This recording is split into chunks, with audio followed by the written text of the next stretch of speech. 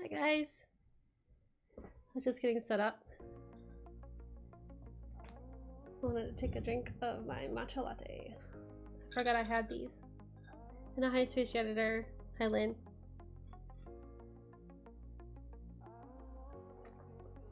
Still tastes like cookies. Oh my gosh. I don't have a water bottle though. That might be smart. One of you guys is gonna do a redeem or something. I'll go grab my water bottle. I'll be right back. Hi kitties.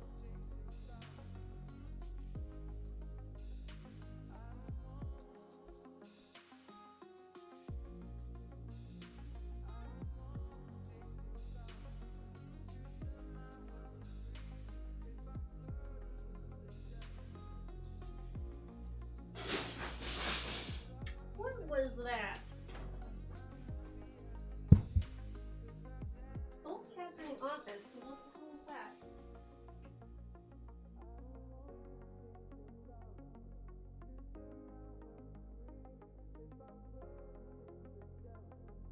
Here.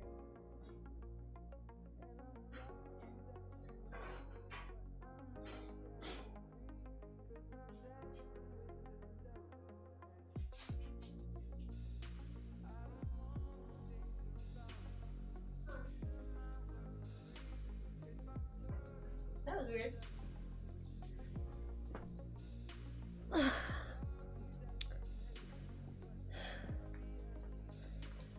Alright, I am back.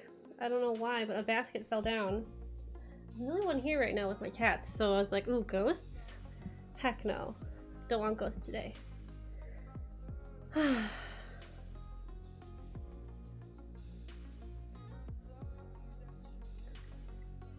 are you guys doing today so far? Thank you. I had to go deal with the chaos.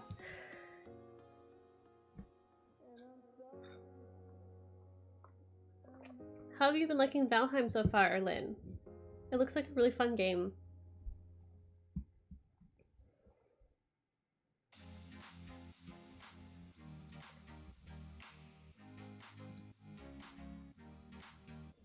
Hello there. I love having those. They're so fun. I did change them around this time, by the way.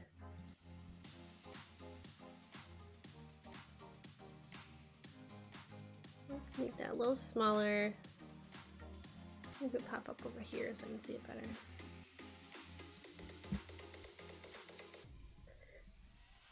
I know I added more. I have apparently the ability to add more for channel points, but for bits, but not for channel points. For channel points, I'm only limited to 5, which I think is kind of a bummer.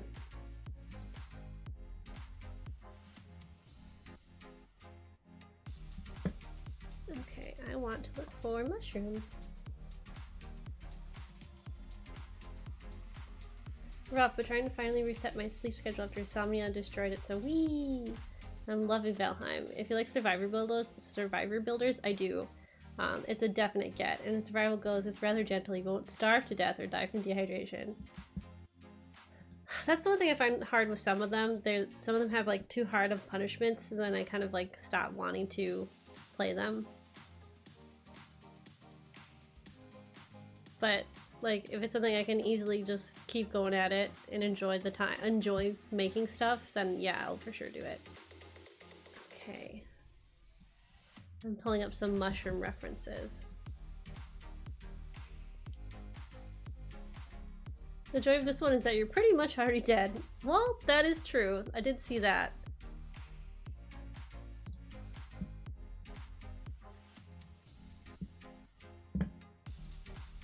Okay.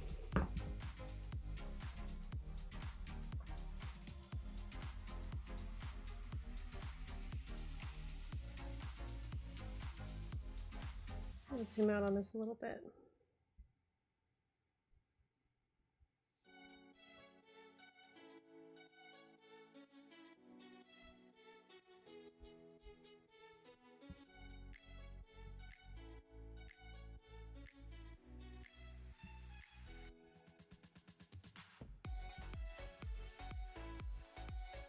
It looks like tons of fun.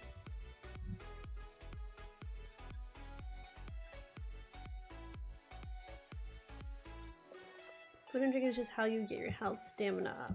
Your base HP is about 23. You can raise it to all for 100 with the right combination of food and drink and massively extend your stamina.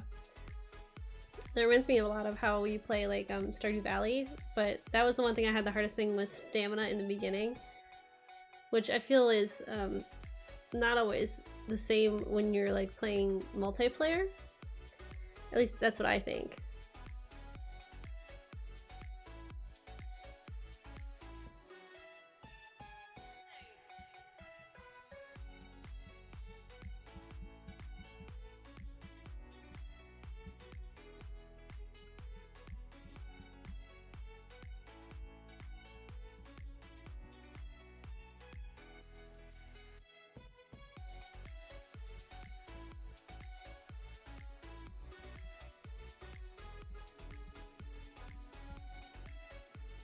In Stardew, it's easier to give back in multiplayer to help folks coordinate bedtimes and such. Yeah, that's true. I had the hardest time playing it alone, I think. Like a lot of like my achievements made no sense as to like when I got them. Mostly because I didn't know what I was doing.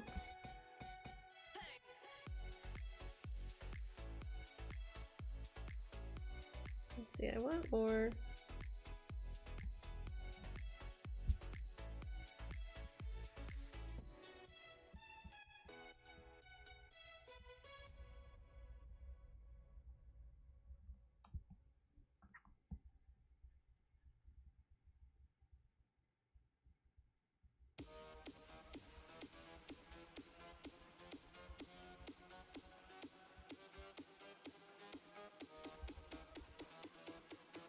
That's how it usually goes. It makes sense.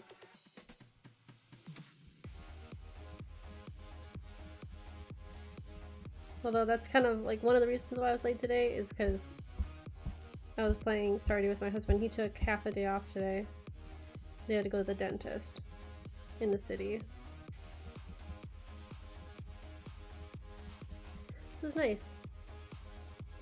Valheim is more of a builder-explorer aspect. The only reason I really know that it's a survival game is because weather and such can adversely affect you. Fallen trees will kill you.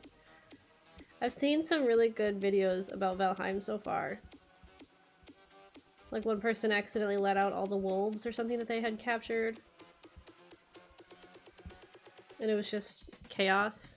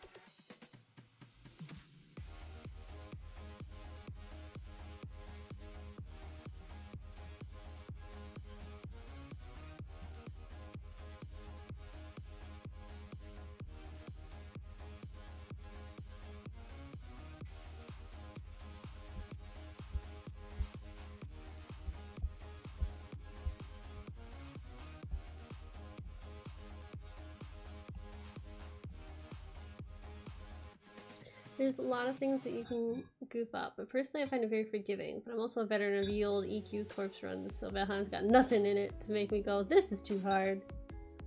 I assume Valheim is a lot easier to play with friends, though.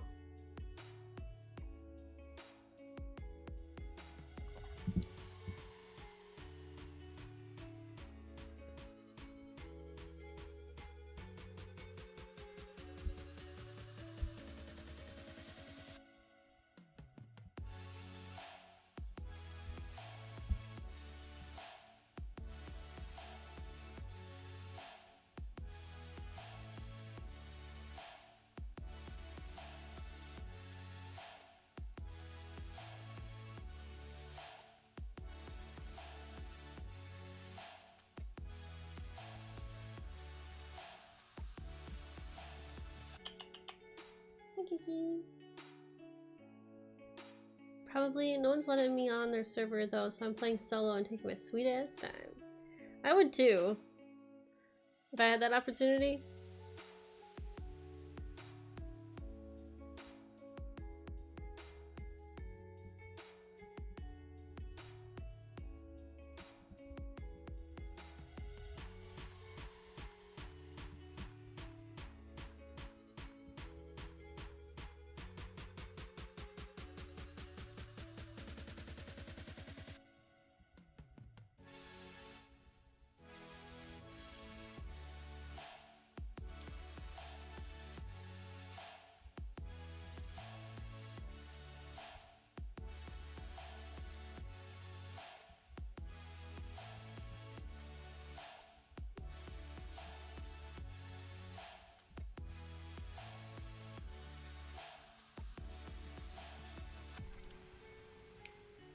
As far as multiplayer goes, I think it's scaling cap is 10 players max. I think that's a good number though. I don't know if I could ever even think about like 10 people I can play with.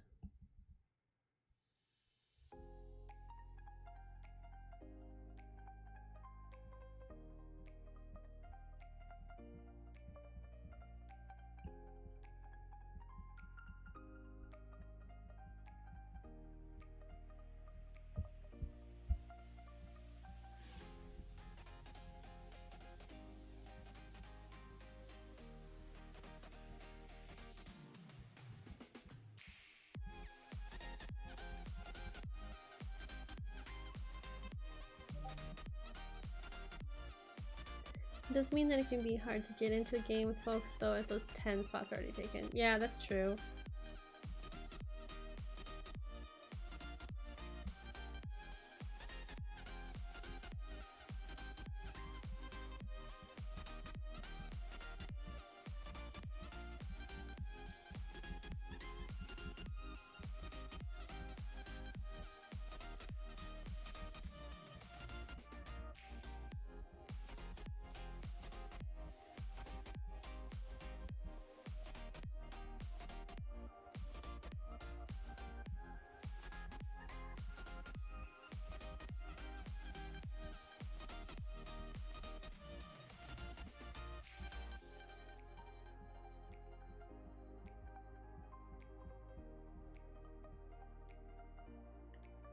Which is why I'm stuck in solo land. I was late to joining the Valheim Frenzy, so all the folks I know with servers are full up. Oh, that's true.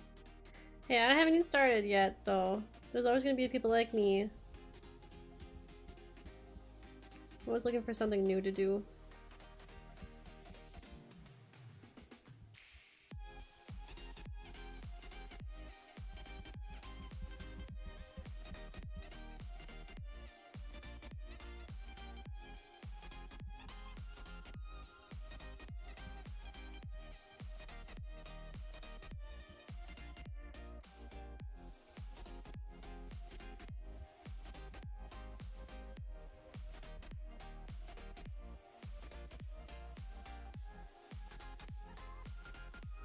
And back.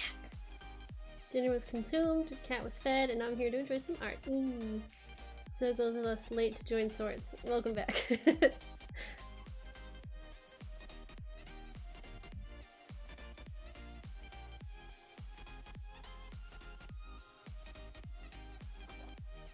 With a matcha latte is so good.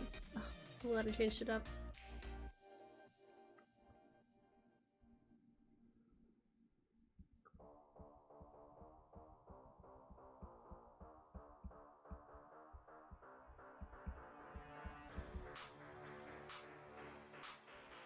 Doing pretty good. Having a nice relaxing day. It's very sunny.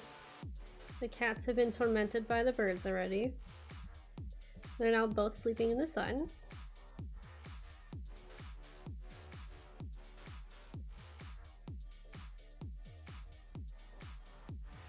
Having a good day though. Made myself a matcha latte, which, you know, I like never do.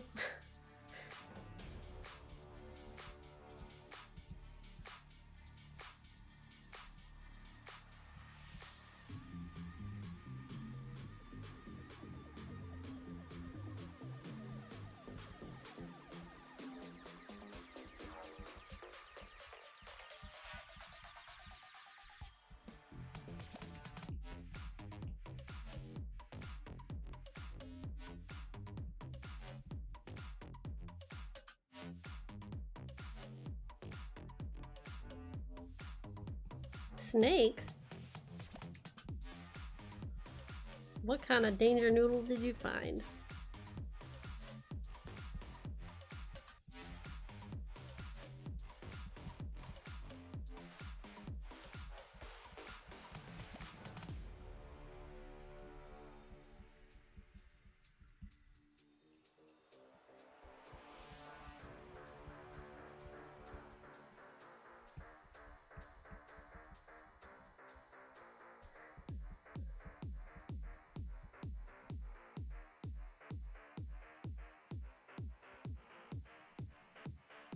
When I was looking for art refs. Oh, okay.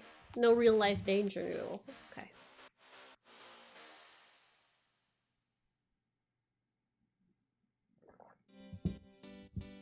I found out what birds are tormenting my cats. They made a nest in our porch.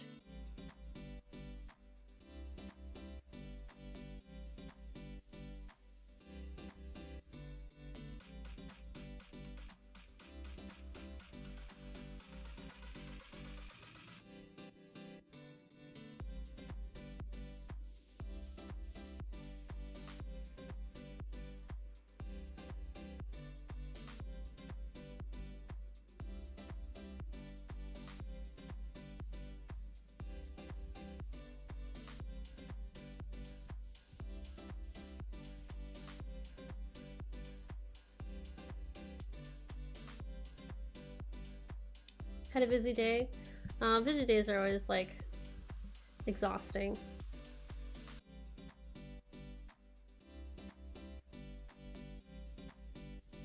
Hope your evening is more relaxing.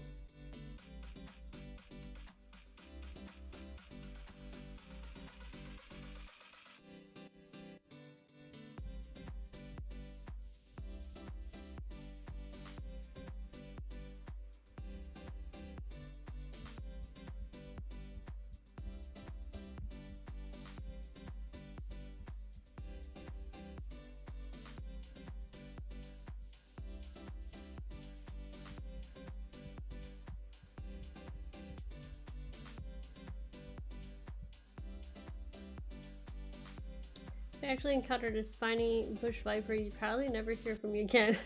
Not the safest thing to encounter, no matter how cool looking they are.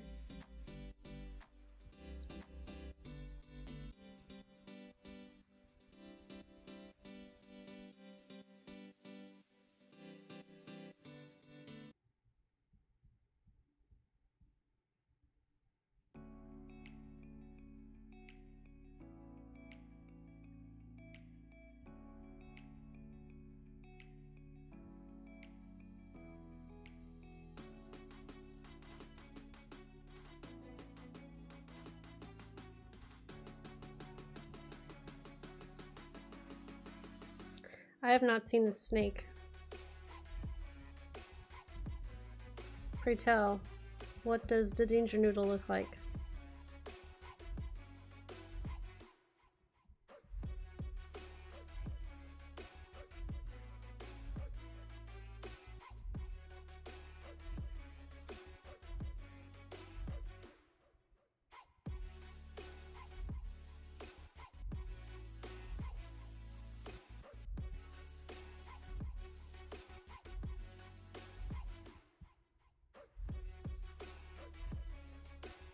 I hear you on the bird troubles. We've got some cardinals that like to hang around and pester the dogs. Yeah, I think right now it's two house finches. They have little red like hats, kind of like tufts on the top of their head. They're really little. And they're like notably in the area of the United States I live in, very bold birds and will not care that there's cats right in front of them behind the pane of glass.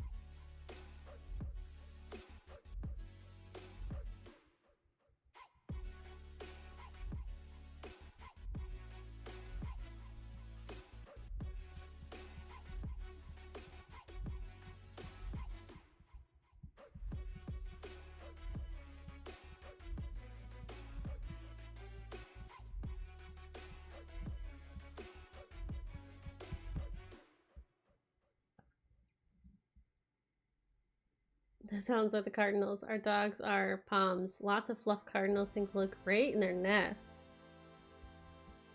Ultra fluffy. My cats just want them as a snack.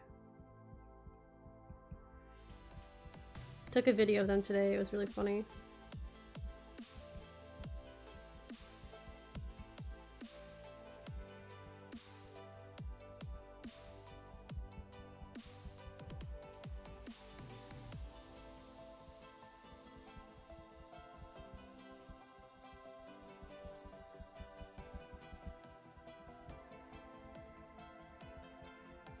I'm really glad I was able to stream today. I almost thought I wasn't going to be able to.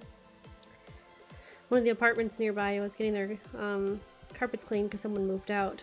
And it is ungodly loud. It's the worst in the summer. But starting up again.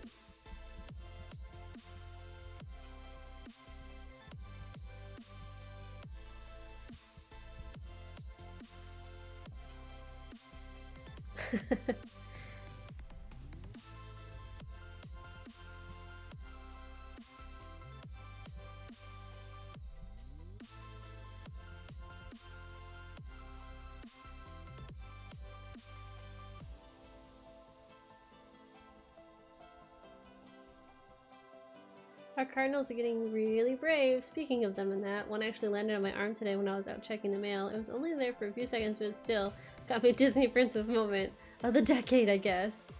That's still really cool, though. I'd love it if a bird landed on my arm. I feel like blessed by the gods, basically.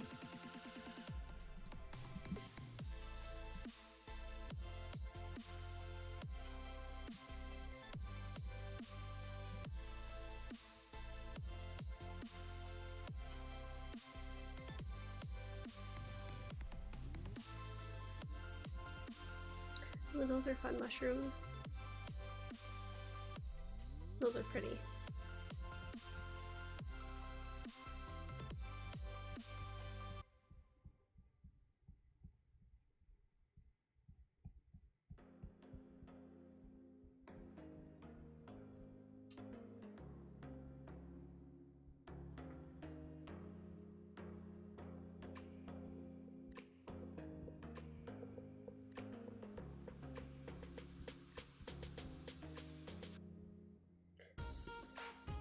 Disney princess confirmed. Unfortunately, they have sharp little claws, and my arm was bare, so it was a trip to the sink after washing dousing with rubbing alcohol. Yeah. Don't want to get infected. Never know what they're carrying.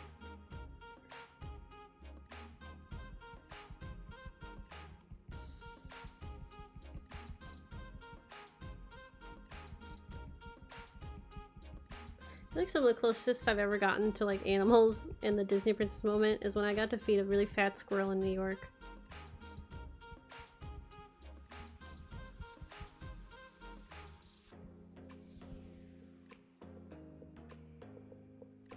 You know what? I want like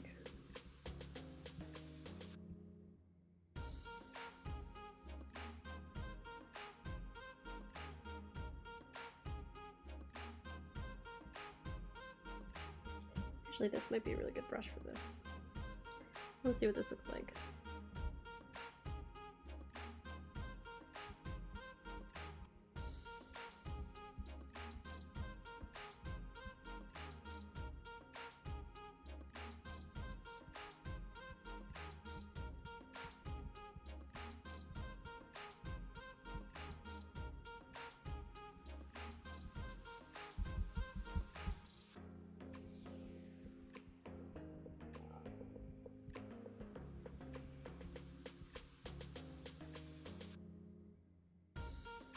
I'm still happy it trusts me enough that it was willing to do that. Usually they hang out on my windowsill and chirp at me and watch me do stuff. Or harass my cat. So they must know who you are then. That would be my guess.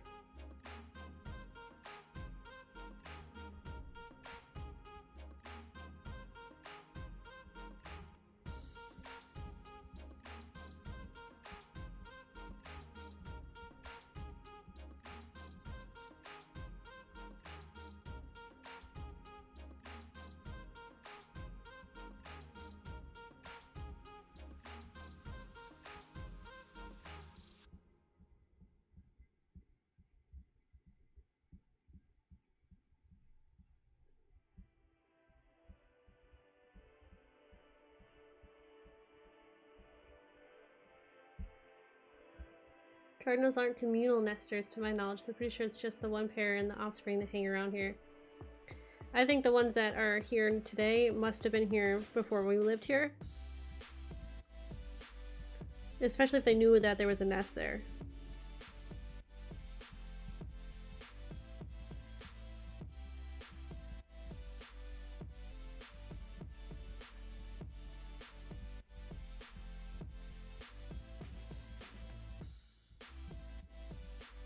Ooh, too much.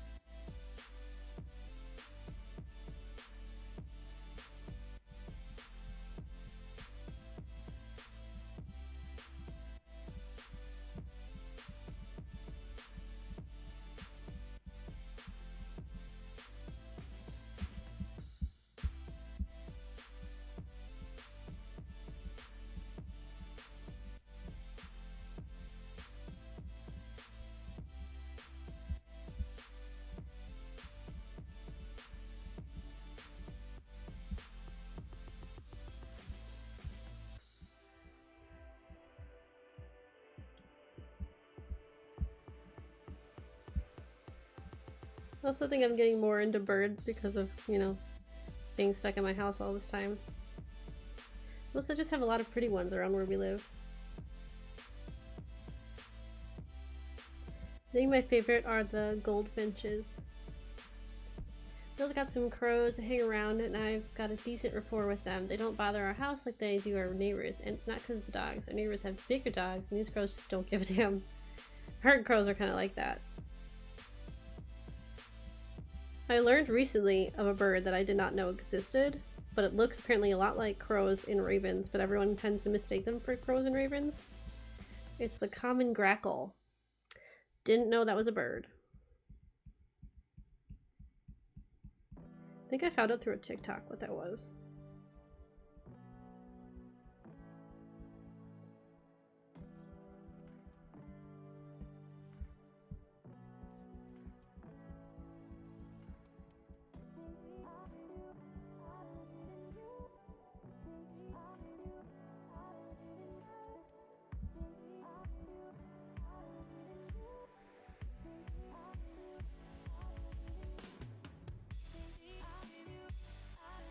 Crows are very smart. Yep, and they look like small chubby crows. Not smart though. Yeah. Also, I just love the term or the name grackle because it just sounds funny.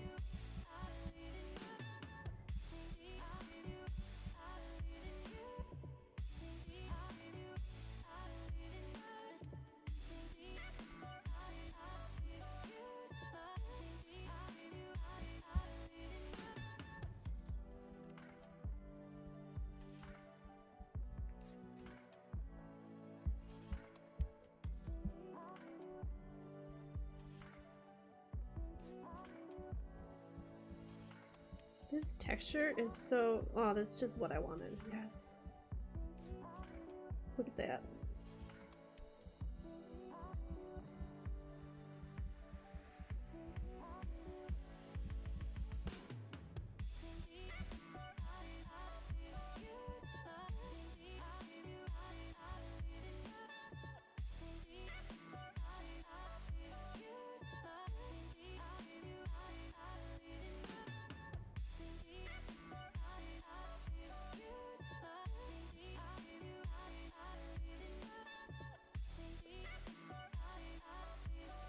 Hi, Morticia! Crackle is a funny name indeed. Sounds like a Disney villain. My neighbor didn't believe me when I told him it was the crows that kept going to his shed because he'd leave the key in the door and find it open, but nothing was missing. Then one day he took the key out and found the crow trying to poke a stick in the hole. Hi. It's nice to see you. We're talking about the really smart birds. Morticia Cheer Dex 100. Yay! Thank you for the biddies! Birds.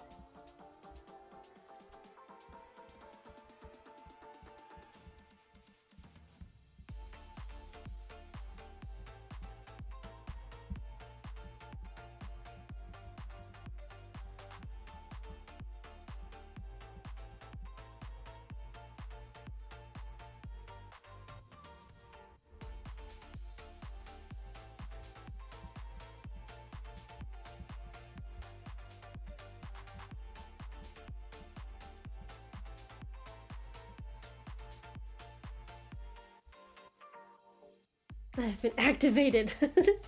The most evil of all corvids, though, is the blue jay. Blue jays are mean. Morticia's out again for some biddies. She's got number one. Blue jays are very mean birds.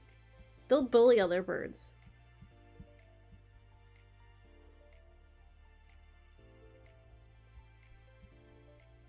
Blue jays are almost as mean as geese.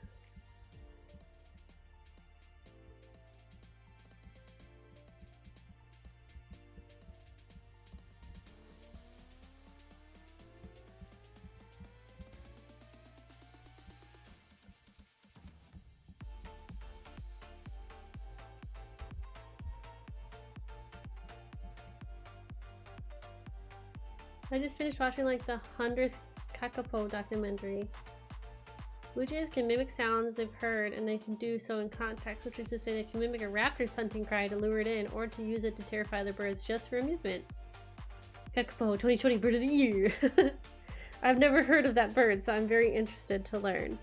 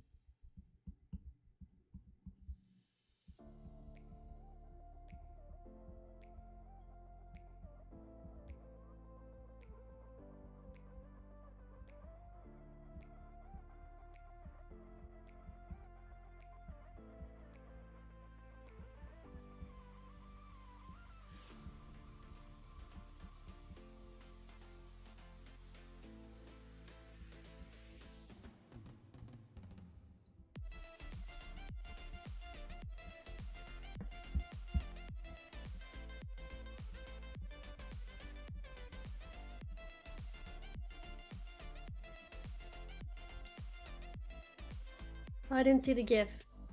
I moved him, so maybe I didn't see it, but they can almost mimic. They can also mimic human voices when you hear people talking about the haunted woods of New England and hear eerie voices calling out for help. It's the freaking Blue Jays. Yeah, it's a new spot. Oh, it's the Green Bird! I love that one! Blue Jays can be mean and cool like that. Ravens can mimic too. They'll even fly into old mine shafts through small holes and go, help, help, help! Ugh, so terrifying.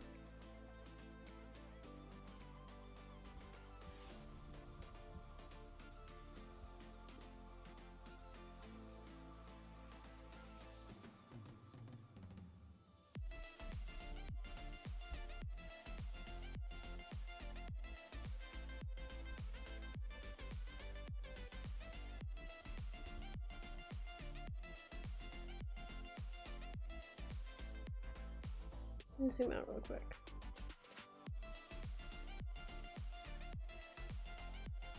Yeah, I like that better. So we're gonna...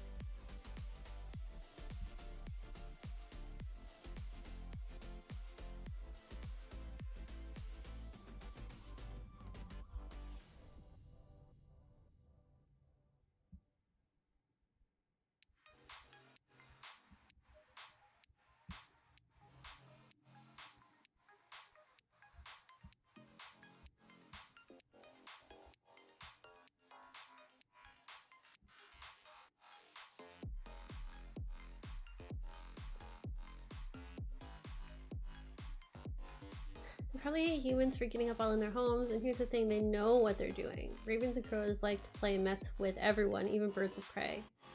True, they got a reason to be annoyed with humanity, but still. I saw 2 crows this morning. I left a bowl of food out in hopes they return. Oh, I know, we got a murder of crows around here that love to steal things out of one's own person's yard and put it in another's, then watch the silly humans fight. I haven't looked outside in a day. You should look outside at some point. Which reminds me, I'm actually looking kind of pale. Make that a little brighter. But my favorite thing, like, fact about crows is that they have crow court. That is like, they have like hierarchy and they have like trials and things for crows that like transgress crow law, whatever that is.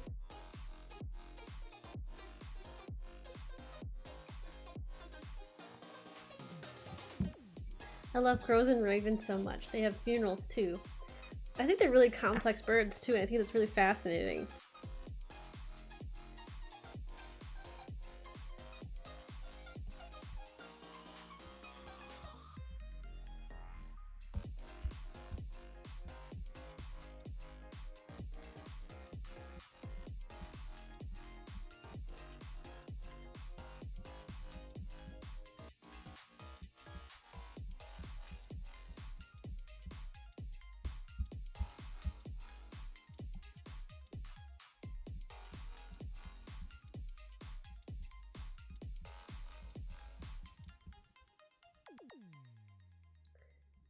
That's fascinating. They're the only one of they're one of the smartest birds in the world. And the crow in New Zealand has been documented using tools that they make.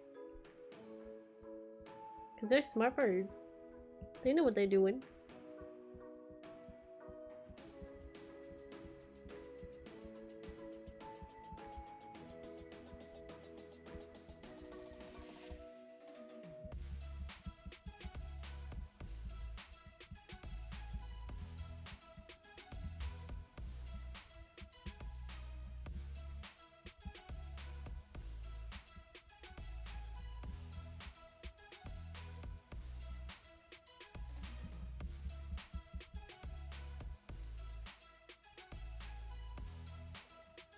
Kia is their main competition in brain power.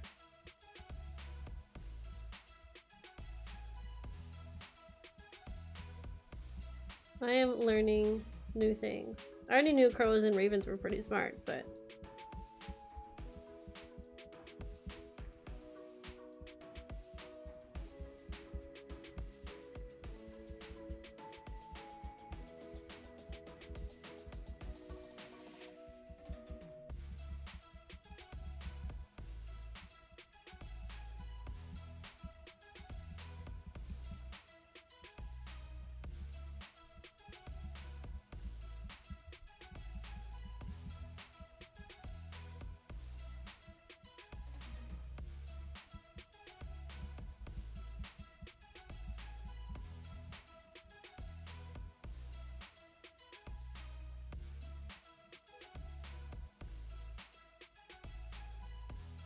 I learned so much. Thanks, guys. Me too, Stage Editor. They can use tools, but normally don't because of how versatile their beaks are. They can also understand speech and some limited abstraction. I got the crows here to behave by feeding them, but when they did something I didn't like, I took the food back, saying so much for that. Eventually, they stopped being pests. Still trolled the neighbors, though. It's a documentary, Beak and Brain. It sounds interesting. Where is it available?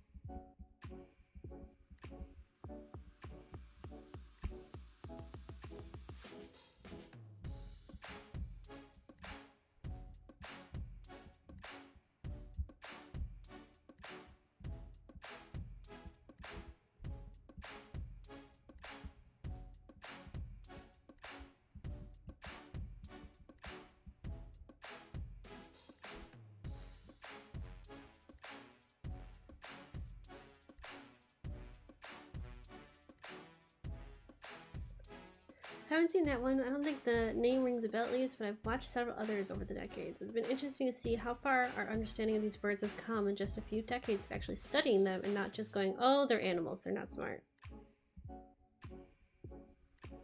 It's amazing what people can learn when they start to pay attention.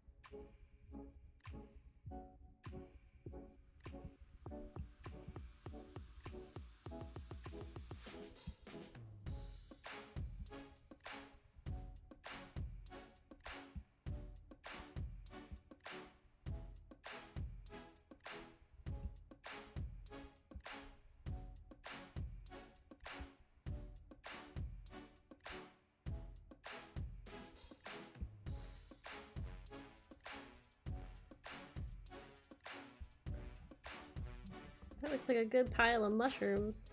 Although that one red one kind of seems out of place, but we'll fix it.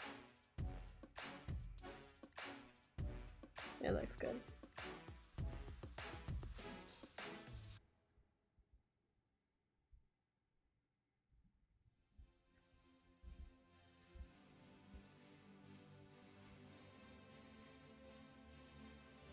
I think ornithology is just not a very appreciated study. With more people and more resources, we could have learned a lot more. A lot of that was also some deliberate blocking of studies because some folks felt it would challenge the human right to be the dominant species if we started acknowledging other creatures might be smart. Politics behind it. Yeah, I get you there. Like...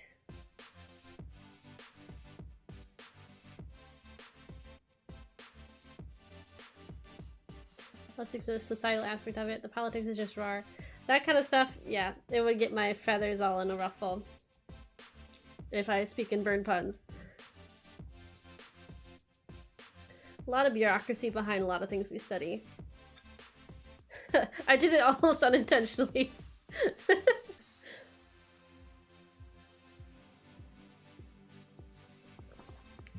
Oh, my matcha latte is cold, but that's okay.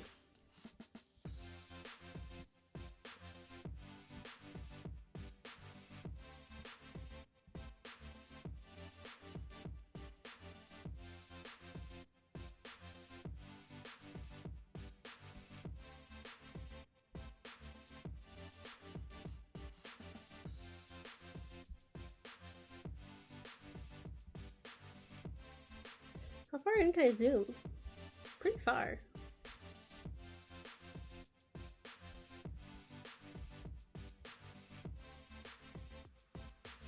Beak me another.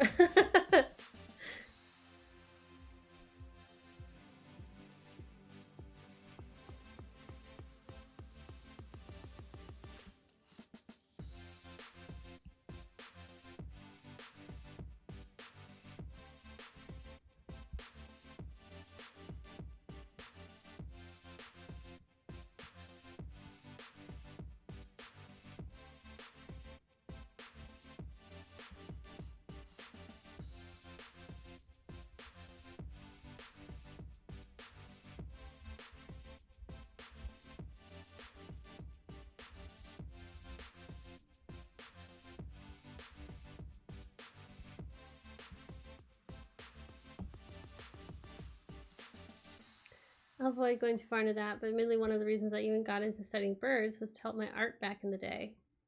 And you're lagging.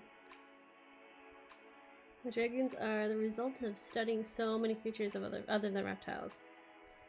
I think that's a good way to do it though, is to diversify kind of like what you know and expand what people don't expect. I think it's more fun that way.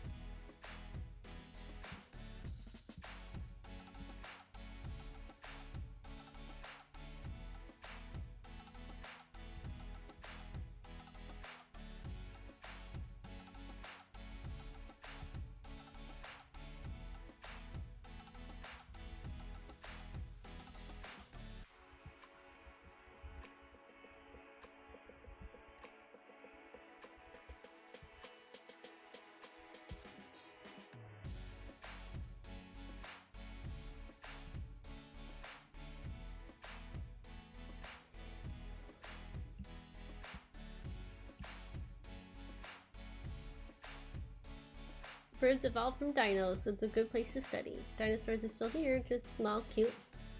Just cute and small. And roosting in my porch.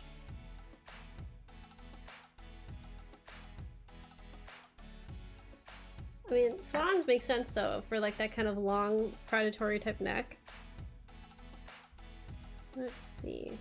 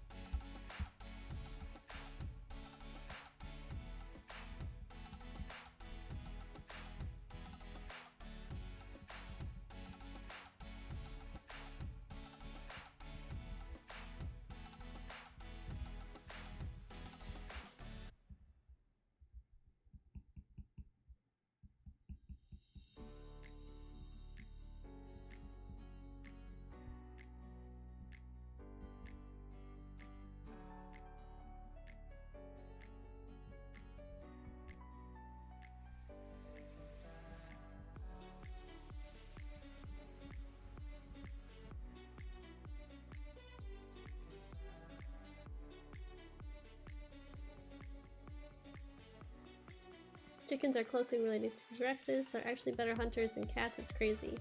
Well, the ones allowed to free roam. They've been filmed catching a mouse away from a cat. It's really funny. And the shape of the head and muzzle build. The style of dragon I usually draw may have sharp nose or plate, but the shape of the muzzle beneath is actually blunted. More like a swan's. Huh. That's also, like I said, I really thought about it that way. Or I don't really look at swans' mouths either, so it's not something that I thought about.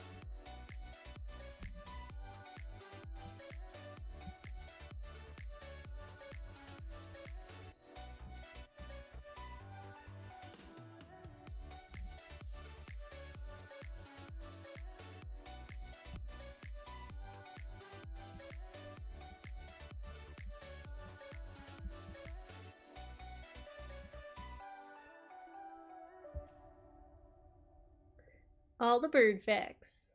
Chickens aren't also docile, little dumb things they tend to get depicted as in movies.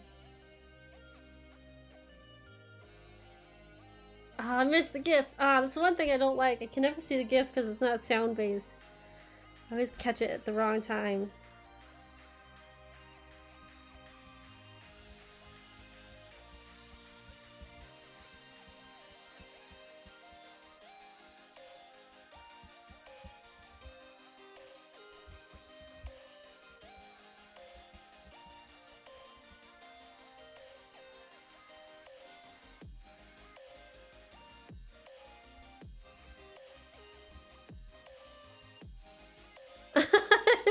I love it.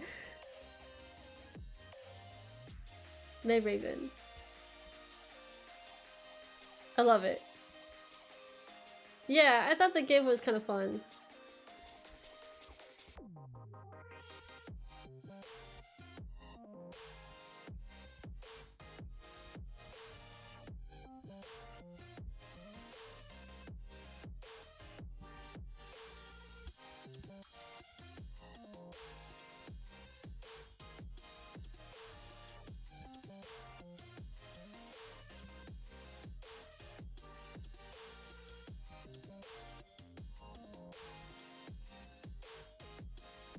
Another creature I studied for dragons is rats.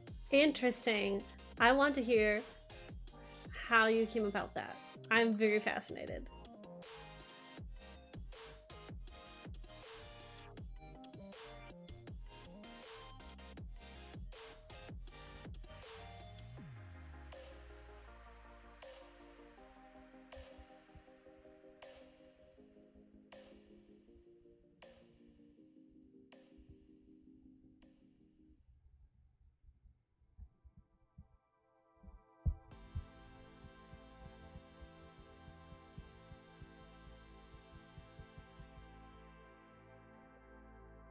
Oh, for the front feet. Uh-huh, okay.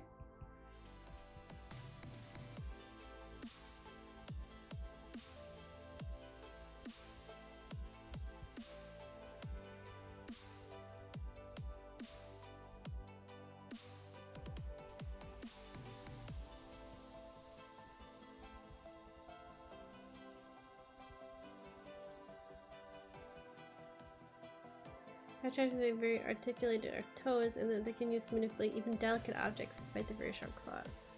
I was gonna say, I feel like they're very, they have high maneuverability, so it makes sense to choose that.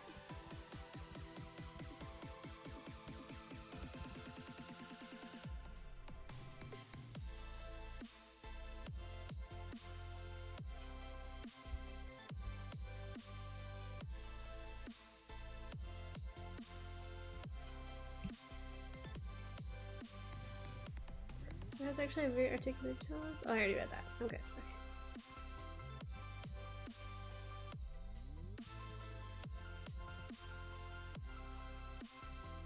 also wonder if I should paint him in the other one, because this is humongous. But also, he didn't scale very nicely. It's kind of pixelated. You're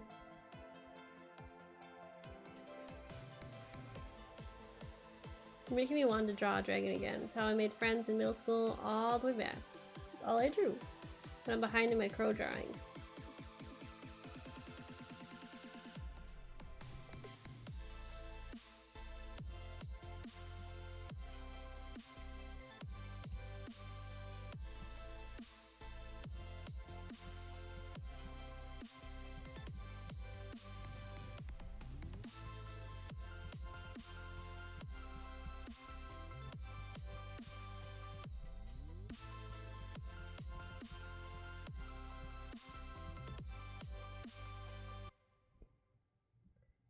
Alligator feet weren't the right shape to connect to the elongated legs and look right. They're understandably better suited for something with shorter legs that stay close to the ground or water. Now for a shallow water dragon? Yes.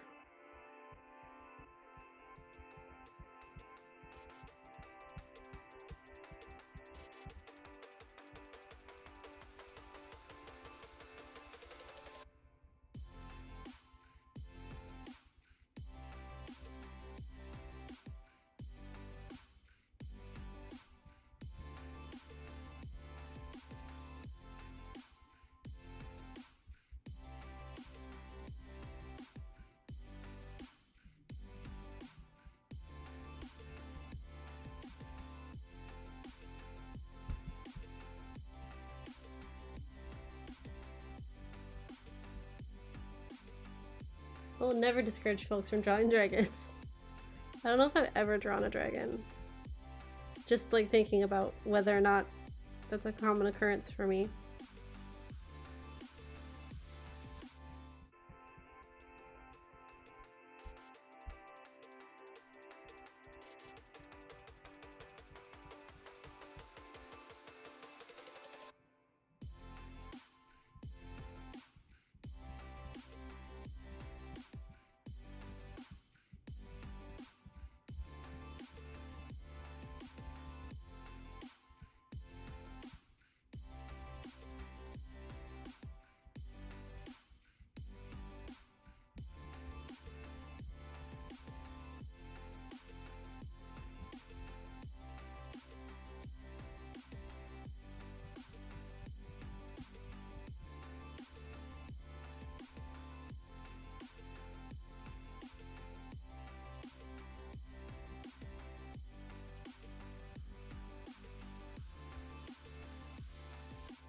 In the main body of my primary dragon, I studied horses.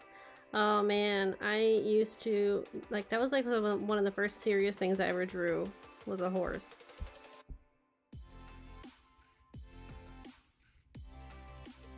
I still vaguely remember how to do it too.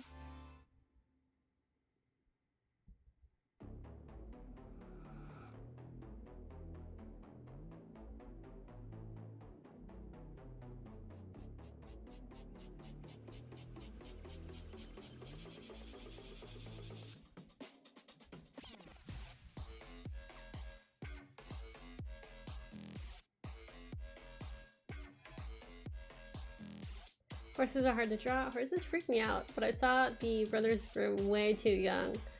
Yeah, man, I feel like that has been, I saw that in theaters, like, a long time ago. Man, this sun is making it really, my lights are like struggling to keep me lit. Let's see if this helps at all. Maybe? I don't know. Horses are extremely hard to draw. I fortunately was only concentrating on the torso or upper legs. And then it was mostly for the back, chest, and hind legs. I have seen too, but I love horses. Brothers Grimm, that movie made me facepalm so much. Yeah, it's an interesting movie, but like it's definitely specific. I think it's fun just for the like the campiness of it. Also, the people they chose for it too is kind of fascinating.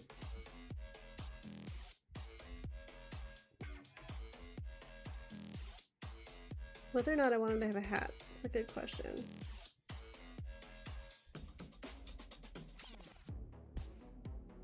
Because I know, I'm really curious why that one's kind of pixelated. But this one looks pretty good. Because if I can go in here, he still doesn't look pixelated here.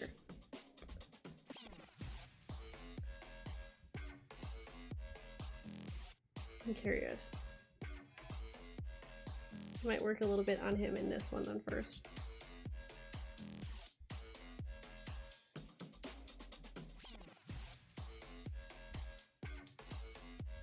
I don't like the way that was so pixelated for some reason.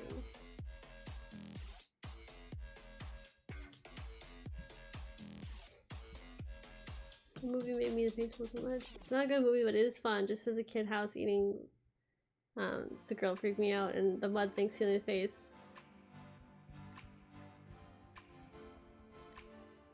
Yeah, they're all kind of like that though, but it's fun though. I feel like it opens the door for some kids to know that there's a little bit of truth to some of them, and that real fairy tales are awful and horrible and terrifying. Usually. At least they picked Brothers Grimm, you know.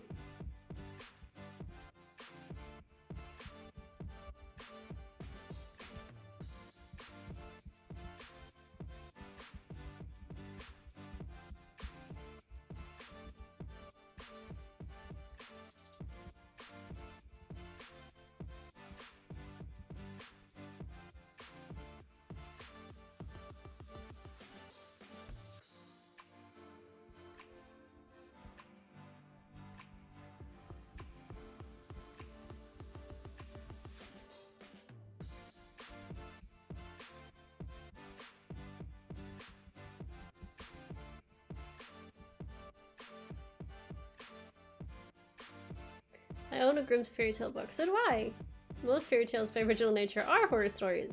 They're intended to warn, not to entertain. Yes. That's one of those like truth universally acknowledged kind of deals. Let's see. I want to make his face a little different.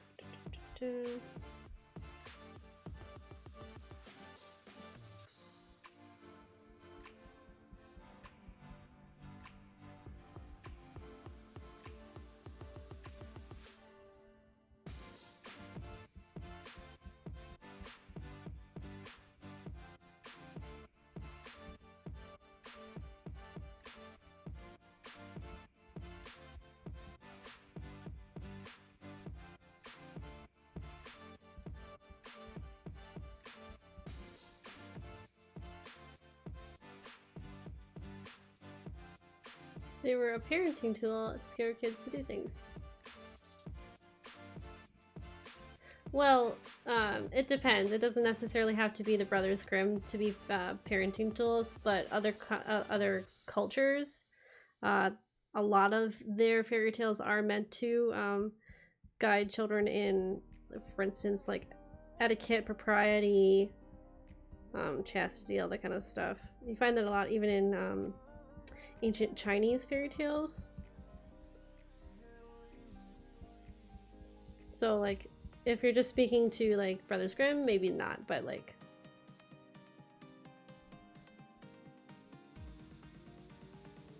Celtic fairy tales were usually warnings about dealings with things from beyond the mortal world, such as the well-intentioned fairy gifting a farmer their favorite gold, only see the farmer who accepted it accused of stealing and wound up hung or locked up for life, depending on which version you read. Yeah.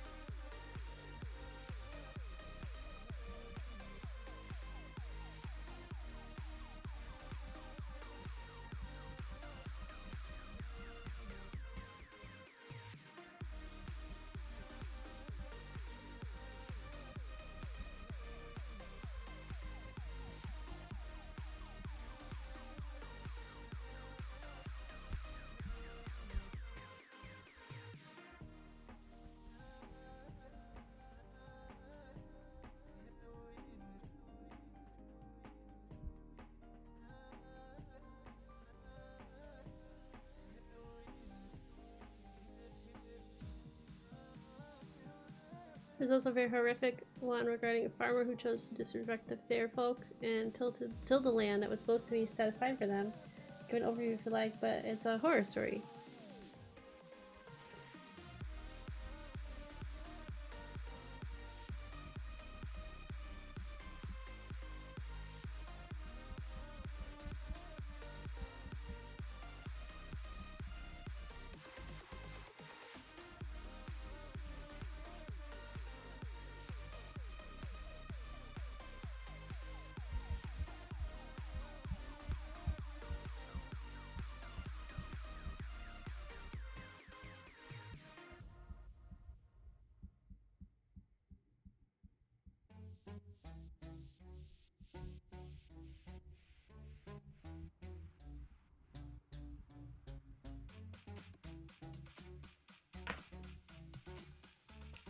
My strengths lie in bird facts. Alright, so I research all kinds of things. Can't put your own spin on something if you don't know it's source material.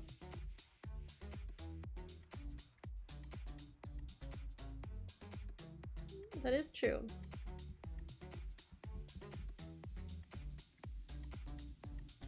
I still think some of my favorite fairy tales are from ancient Egyptian mythology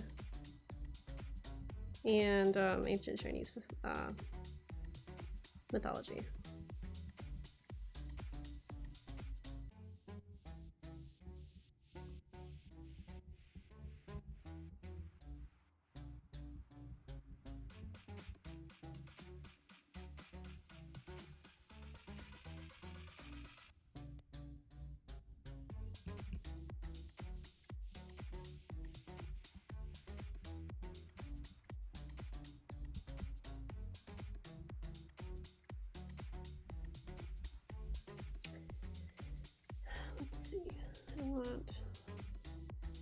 That's a really cool looking layer, actually.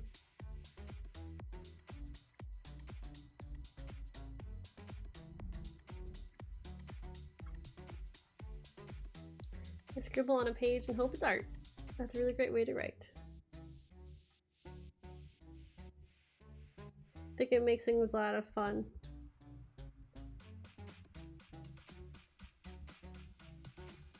I'm gonna change the background of this. This is really bright. Let's go with the dark green again, like we had before. There we go.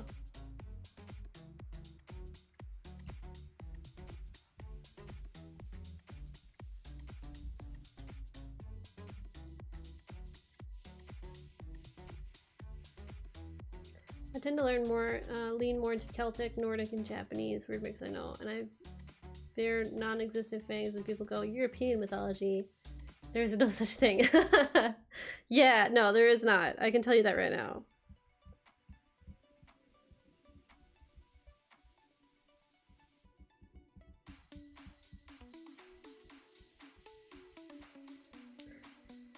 Oh, you know what? I almost forgot. There's also a lot of cool mythology in, like, African mythology.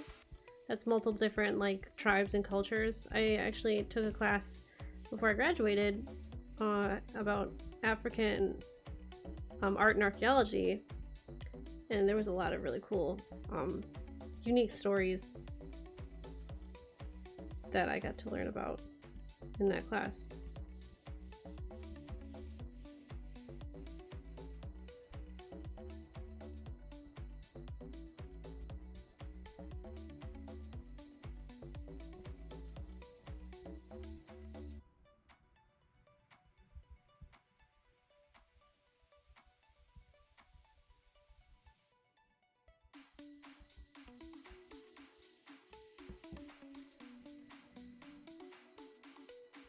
My country's stories is way different than like German ones. The Bulgarian myths I know may say something different, but does that fall under Slavic? I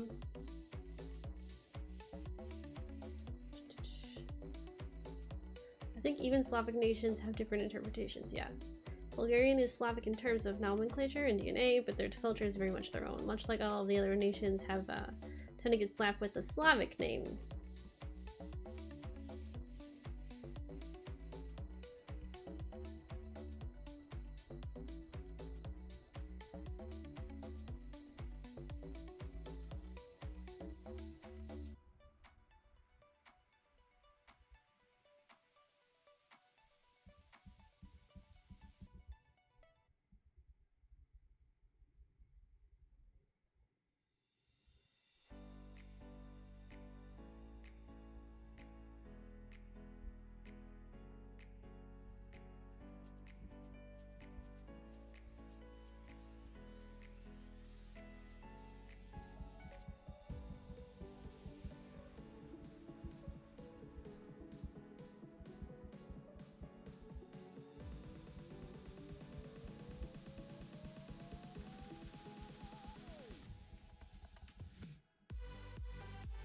Most Bulgarians are wearing Martinisia right now for Baba Martha tradition.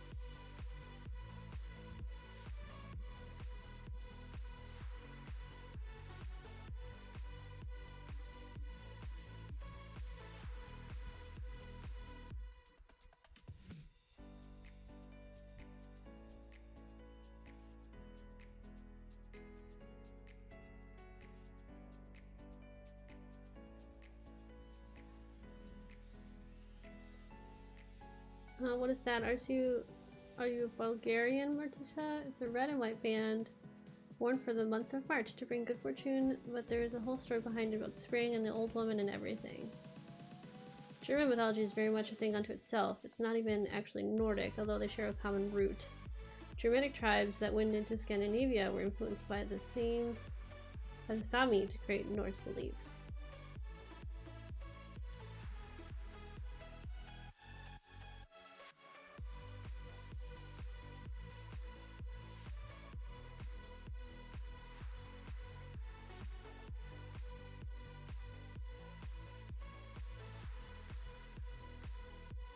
I am technically German. Oh, I'm German and Slovakian.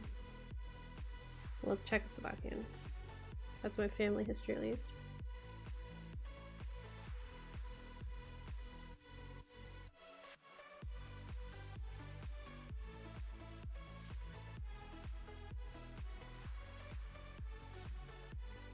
See, why is it so much easier to read here versus the other canvas? For some reason, it was a lot more pixelated. I didn't like that.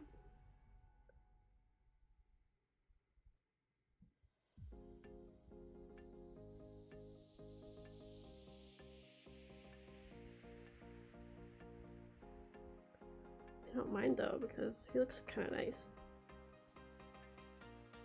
Not surprised to share with Greece since we share borders. I'm half Bulgarian.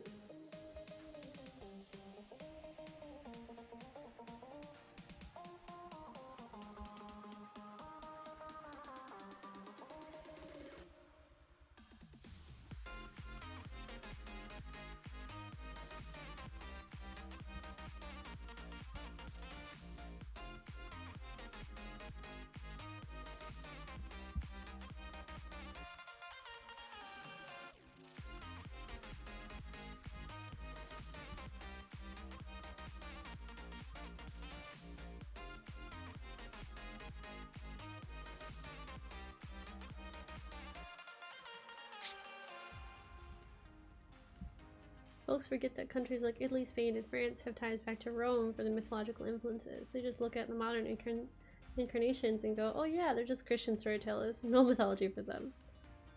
Yeah.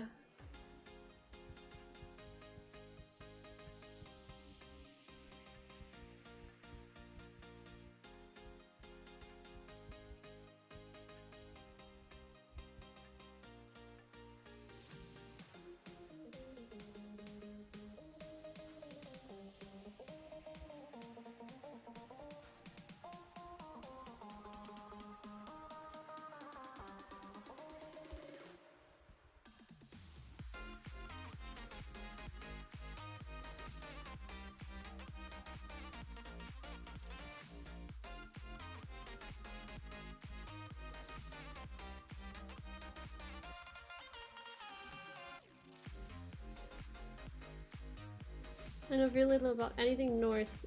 Is Thor in there at all? I'm sorry for my ignorance. Yeah, Thor is a Norse god.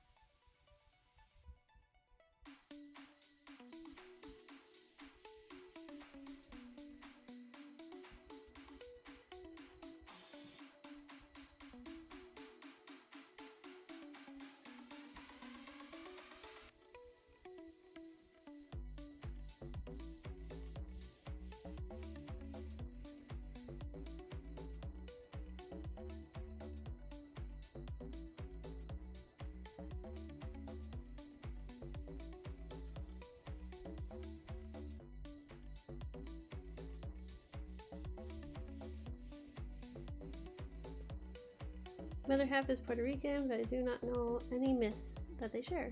Thor is actually rather complicated. He's half Aesir and half giant, so he's kind of like a demigod, but not. It's like Hercules, except neither of his parents were human.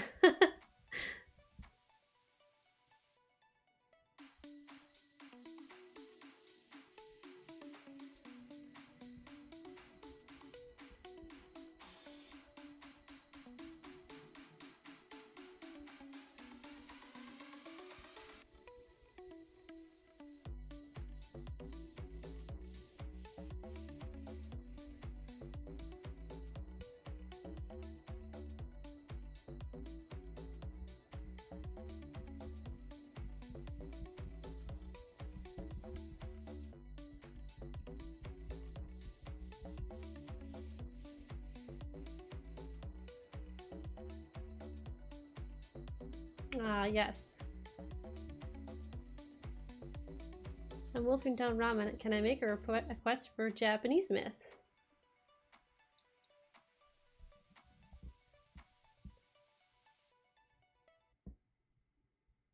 It's also worth noting you can't really use the term immortal for concepts regarding God versus mortal, because the Norse gods are actually technically all mortal.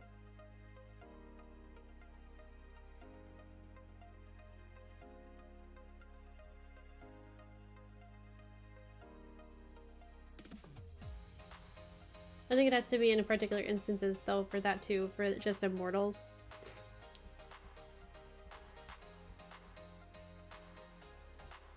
As in, it would be inappropriate to use it in like a Chinese Western Chinese context, because they really do mean immortals.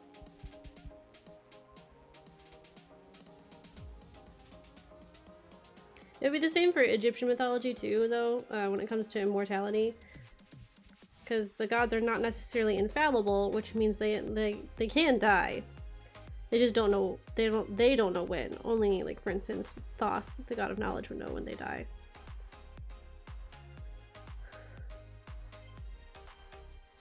But they would never be considered human either, or mortal when it comes to Egyptian mythology.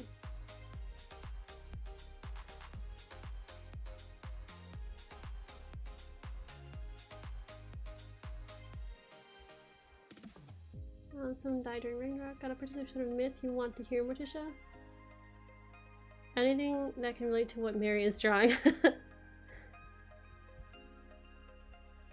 Probably a lot of forest myths would apply.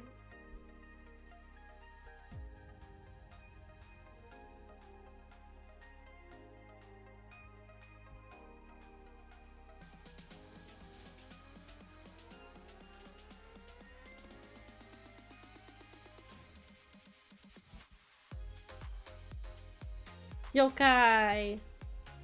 All three sons of the Aesir die in Ragnarok. Those sons meet where Valhalla once stood, exchanging the last tales of the gods, and then carry those tales to the divine world of Midgard.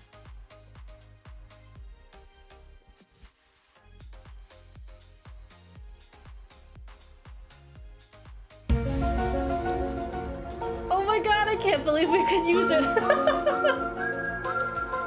I love it! Oh my god.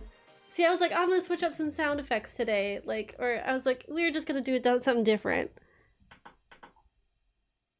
It fits so perfectly.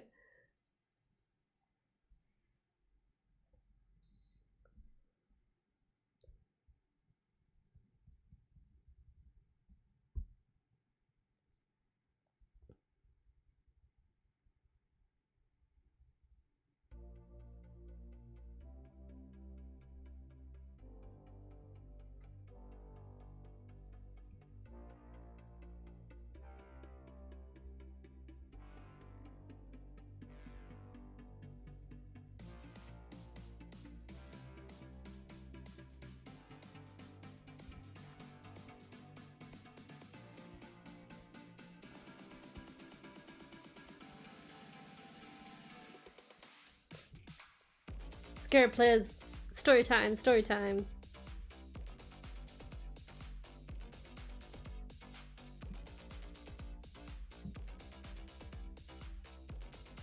I imagine alert and gift combo.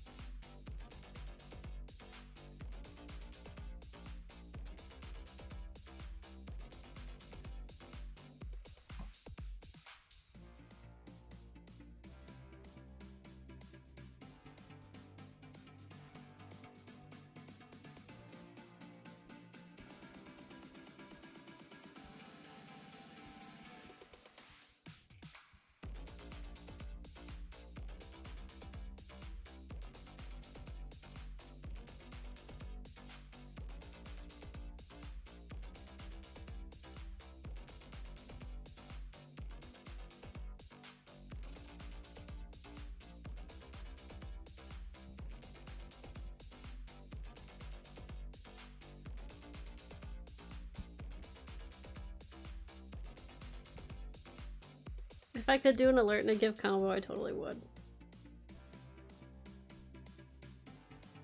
I guess he kind of has like a earring.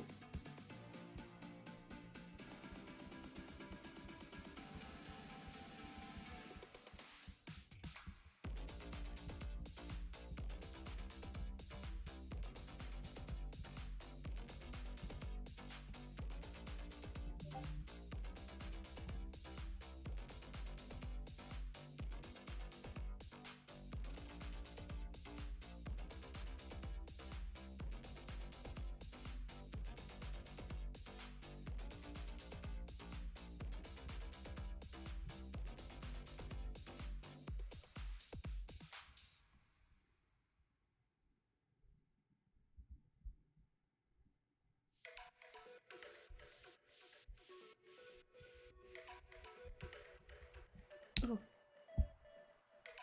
What eraser is that? Oh. It's too big of an eraser, that's what it is.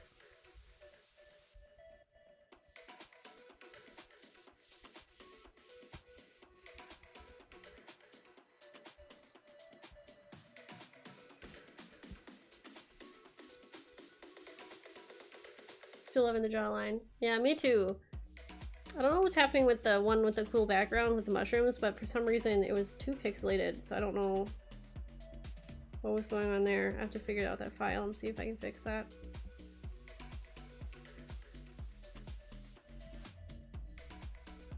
A lot of these are absolutely not appropriate if the stream isn't set to mature, so starting from one that's not too high on the blood, gore, and sex. If you want to, Lynn, you can always post it in the Discord if you really want to. You could even put it in the not safe for work if you really feel like it's not appropriate.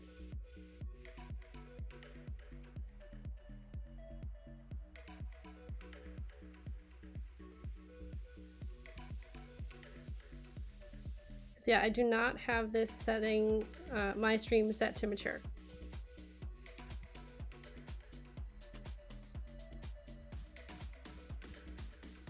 That's just one thing I did not do.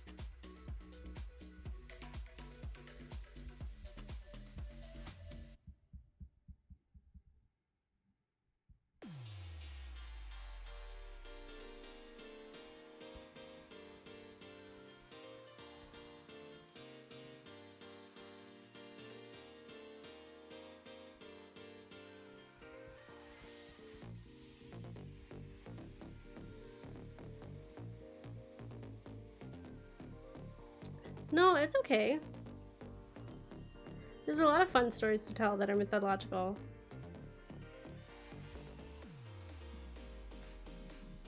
That reminds me, I don't know if you guys have like Netflix or anything. Did you guys ever watch the movie that came out this past year, Over the Moon? It's animated.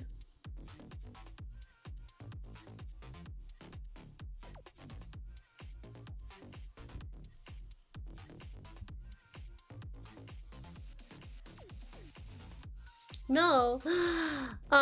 Okay, so Over the Moon, it's an animated film. It's done by like independent, I think, or like Netflix hired them, but it's an all Asian cast.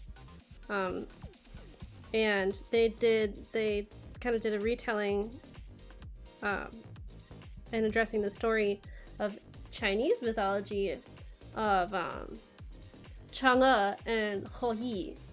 And Chang'e and He are supposed to be like kind of, in the sense, some stories tell them as star-crossed lovers. Some say she was very bitter about this kind of thing. It's about like an immortality elixir, and it also kind of creates the mythology of the like the rabbit on the moon or the man on the moon kind of deal. And it's really well done. I really enjoyed it. I think it's technically still on Netflix. It's like technically musical. I liked it as almost as much as many Disney movies that I've seen. And the song gets stuck in my head. It is so fun. Like, I can tell you that right now. I really liked it. If you ever get a chance.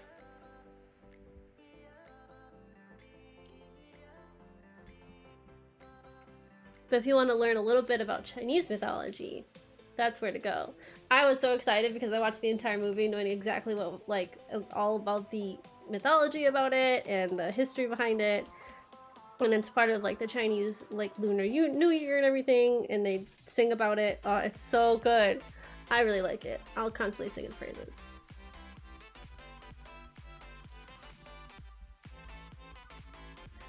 It's not supposed to be accurate. It's supposed to be about a little girl who like truly believes in Chang'e, and because she's living on the moon and she misses her true love who died, and he didn't get to be with her. And it's actually like kind of a story about like loss and stuff like that. Because I think the original person who wrote the story Over the Moon, she wrote it for her daughter and husband before she passed away from cancer. So it was very like touching how they kind of like laid the story out. I cried because I thought it was really sad. But where is this? Is it this one? Where are you, layer?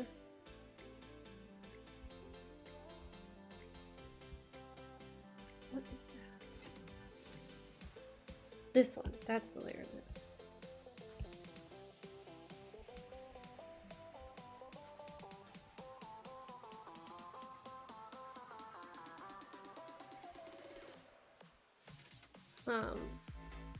Can I recommend an animated movie that should still be on Netflix too? It's not as educational.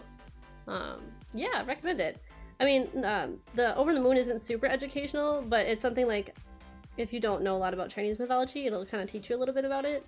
At least one of the most popular stories, and one of the oldest stories in Chinese mythology. But I'm always a fan for kind of those other ones. I know I recently watched the Wolf Walkers. That one was really cool.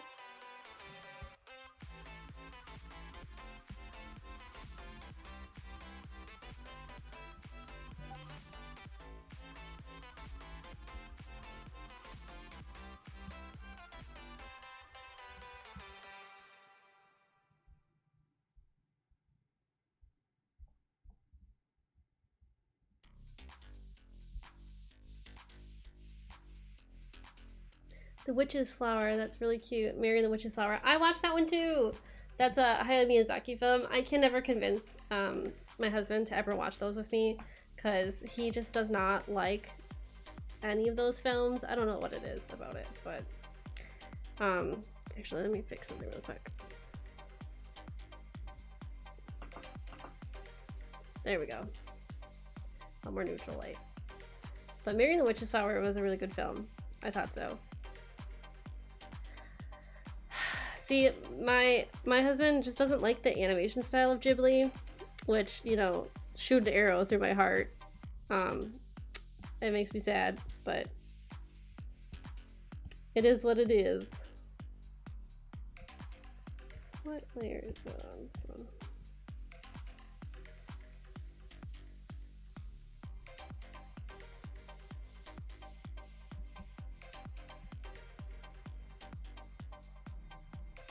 Blasphemy. I know. It is blasphemy. So I can only watch them either by myself or with my sisters, so. I think the one I might not watch is the, what is it? It's the most recent Hayao Miyazaki film that's like Earwig and something something with a witch and like Baba Yaga or something. I wasn't like a huge fan of seeing the Hayao Miyazaki style in 3D. Like I wasn't like jiving with it.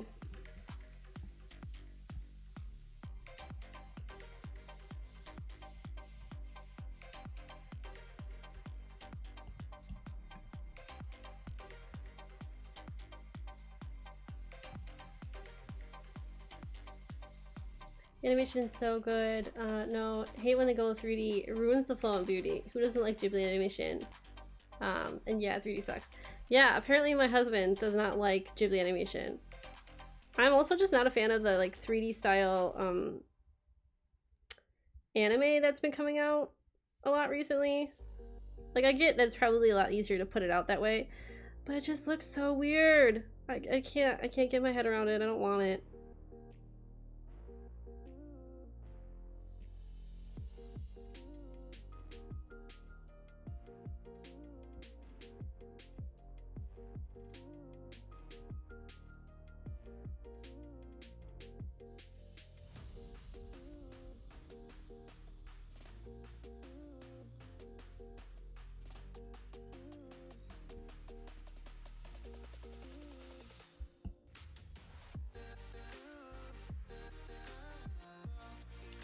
It's cheaper, that's why, but it looks so bad. Yes, see? Okay, I'm glad some of you guys agree with me, because he doesn't mind it as much, and I'm like, really?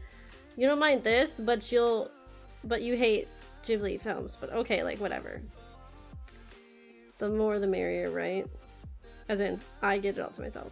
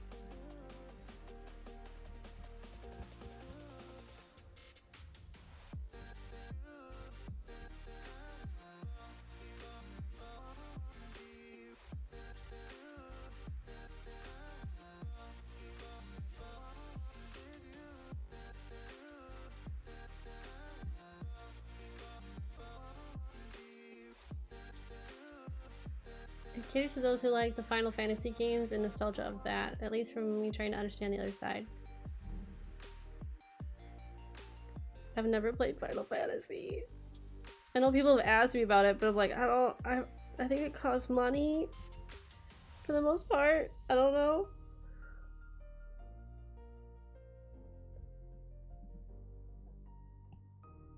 Oh,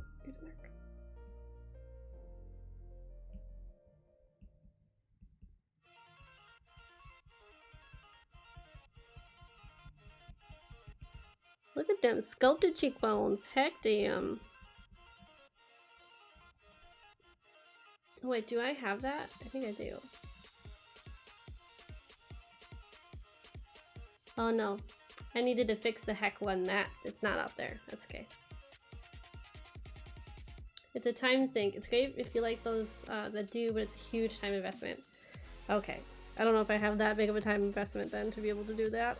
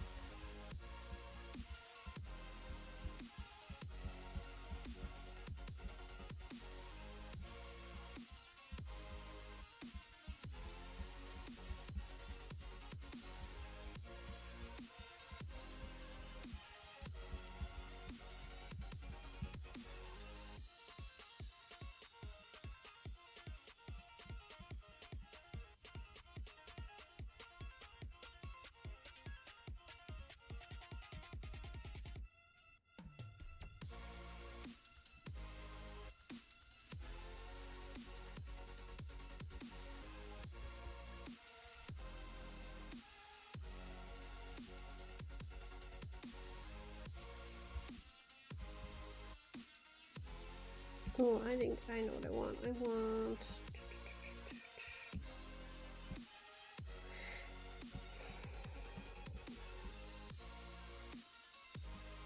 I don't remember what this one looks like.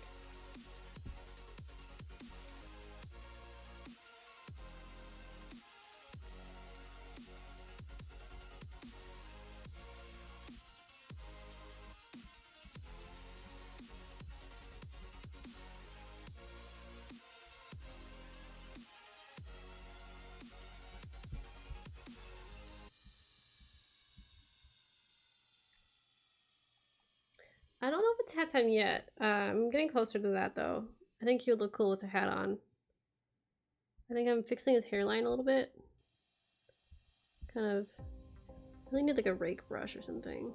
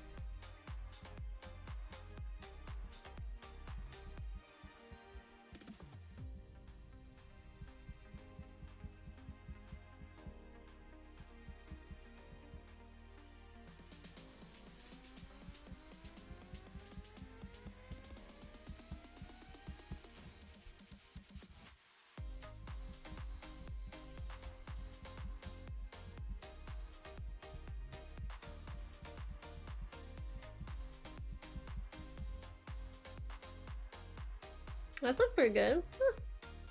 I feel like I just mixed all my words together. Actually, I'm kind of getting thirsty.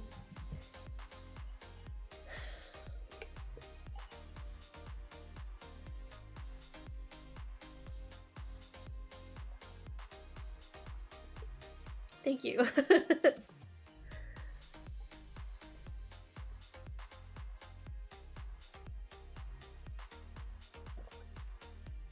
Now there's more art. I love it. See, I wanted to change it up a little bit.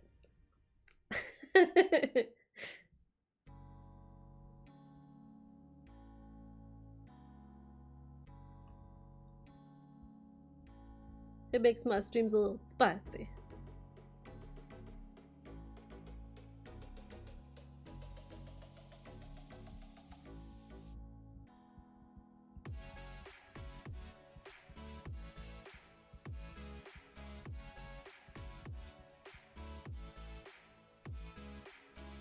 Yeah, I think they're a lot of fun. And I'm trying to make sure that they're not like super loud or anything, but I also wanted to, I found some art ones a few days ago. And I really like these.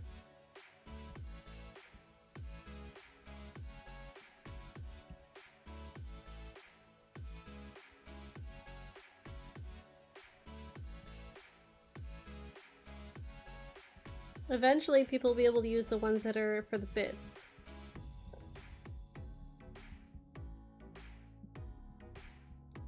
That's at least the hope. Because apparently I get more, for some reason, I get more slots for bits than I do for channel points.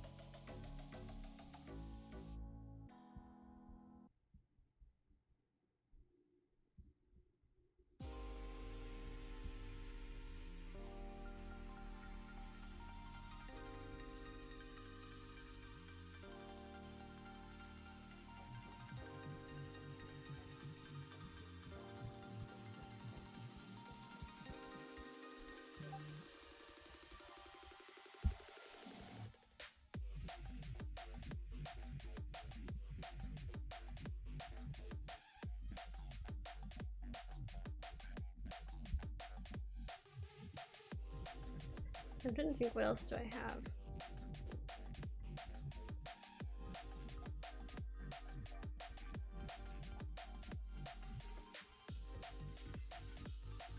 I have a lot of different ones up right now. This isn't white, is it? It's like pink.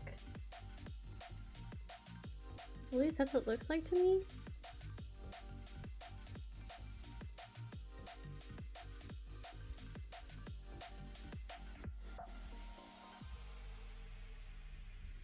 Look at his shiny little eyes. Handsome man.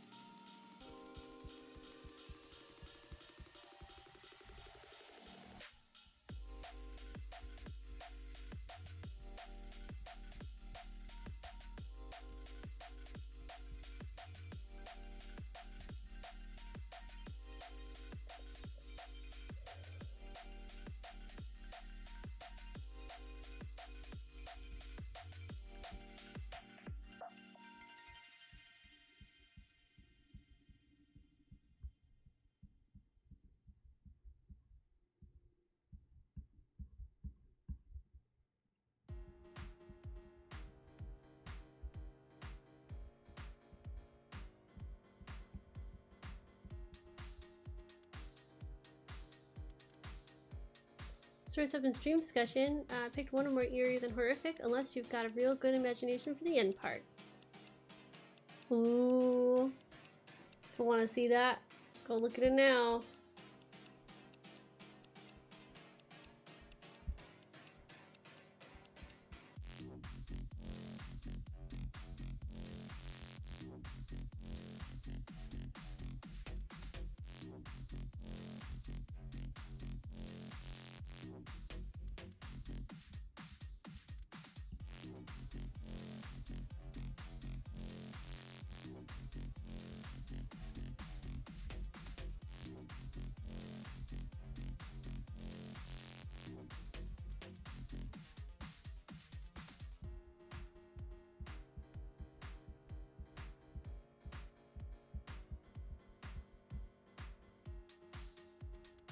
Thank you so much, Lynn, for putting that story up there.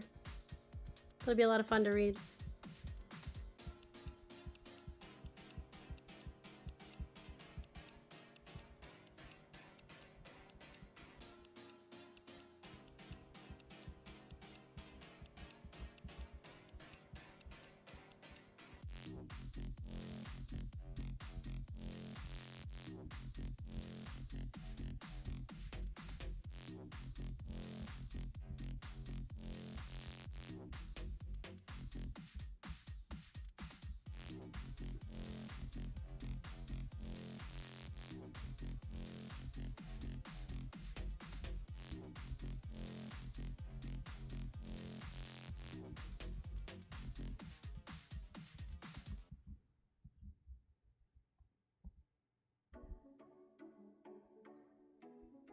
I can't wait to read it once I'm done with the stream.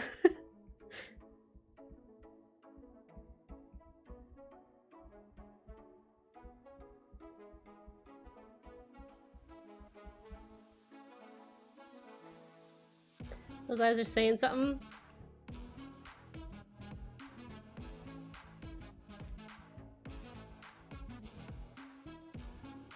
Yeah, I don't know what they're saying, but I'm like, why did I have to go and make Cadeuceus of all people hot?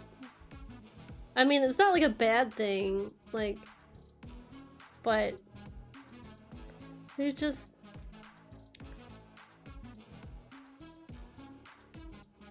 the nice looking gardener cowboy. Literal cowboy.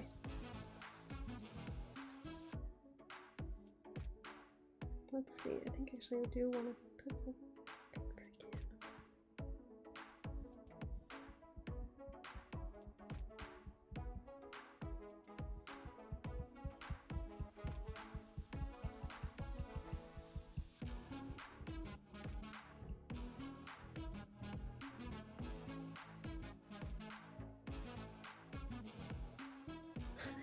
Yeah, like, look at them leaves. I think it's an innocent pondering look. It's a very, like, he's enjoying himself with a bunch of mushrooms.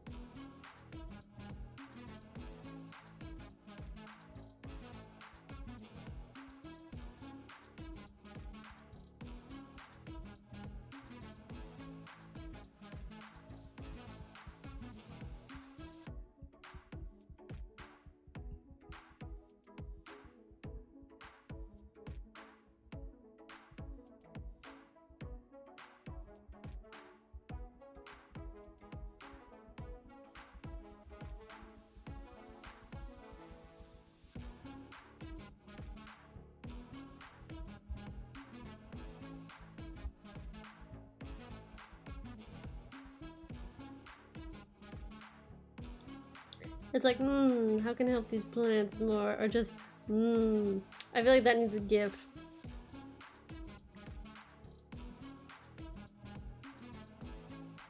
That or...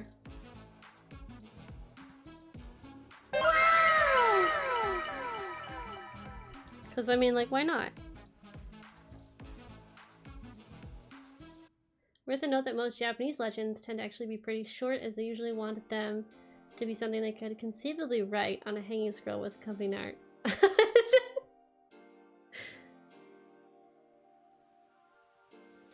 Yes, Lin, very much so. You find that same kind of concept in Chinese type of mythology and lore. But they were not afraid of a long scroll, technically. You just won't really find most of those.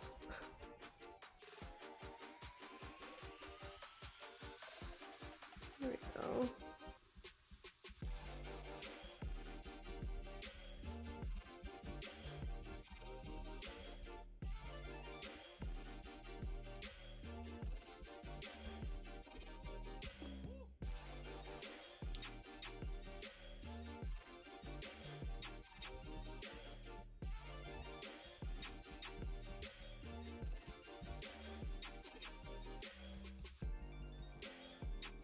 The Japanese were very fussy about their scroll lengths. They did not want it to touch the floor, and most of their ceilings weren't very high.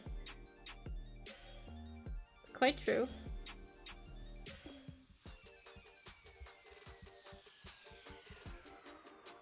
And I mean, scrolls were also meant to be opened certain kind of like width at a time, and then closed and then opened again. Like, they're not meant to be viewed all at once. They're similar to like a storybook in the fact that you take it section by section, or at least you're supposed to.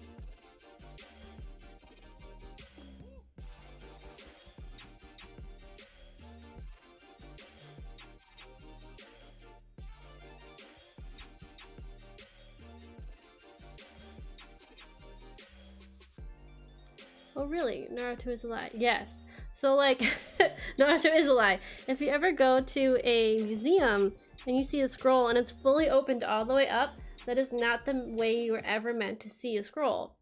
You're actually meant to see it in sections or in vignettes. And it's true for both Japanese art and Chinese art when it comes to kind of like those older scrolls. You're never meant to see the whole picture. You're meant to see it as like an unfolding type of landscape.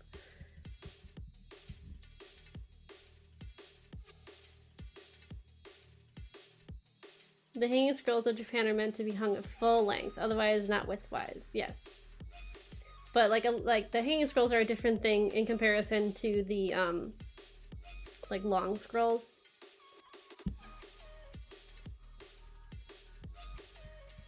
The hanging scrolls are usually pretty short, and they're meant to be I can't think of the word. It's the separate area meant for like ikebana and kind of like contemplation in a household.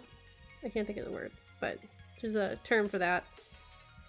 Those are like the shorter scrolls, just meant for display for the most part, but a lot of like stories that are in like longer format, kind of like book scrolls, since they had those before that, those are more meant to be viewed bit by bit.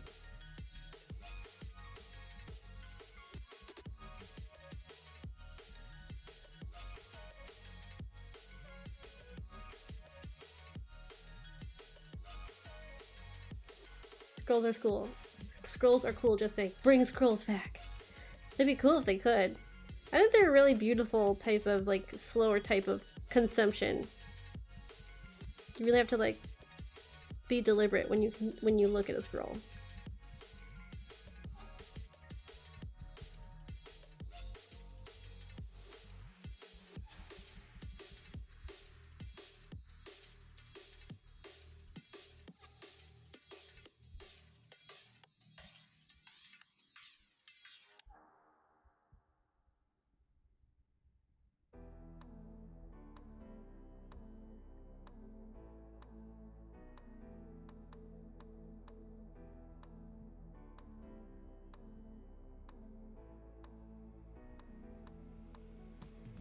Forces you to care about what you're reading. Yes, that's exactly the point.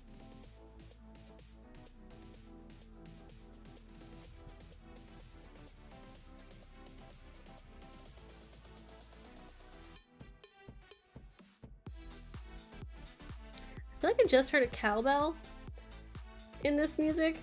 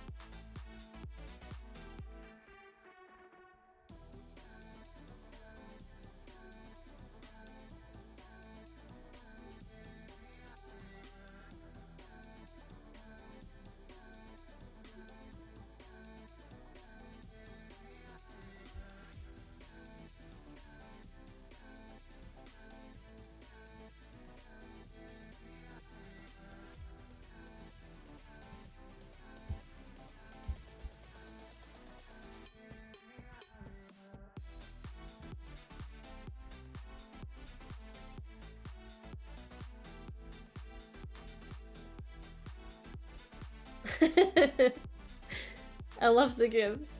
The ones you enroll are very different creature. Those tend to be the ones that have the legends of gods, like Susanoo. Although I swear half the length of those legends came from the title attributed. Yes, SNL, that was great. Time got away from me. Need to make dinner. Go make dinner! See you, Lynn. Thank you so much for chatting. I love the historical information plus Crow and Corvid information. Like usually my streams are always very informative, so it tends to end up that way.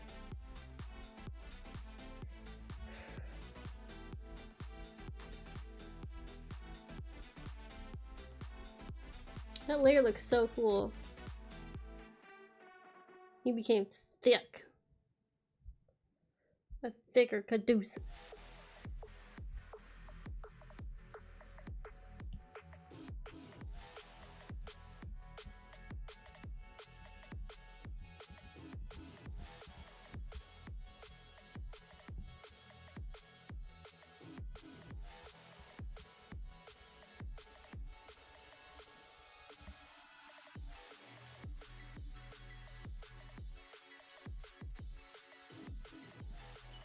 If only we had Snafu in chat too, we could have complete set. I'd feel better about being let out of school early watching the stream. It'll be a historical stream. Squared. That's pretty much what it ends out being, usually.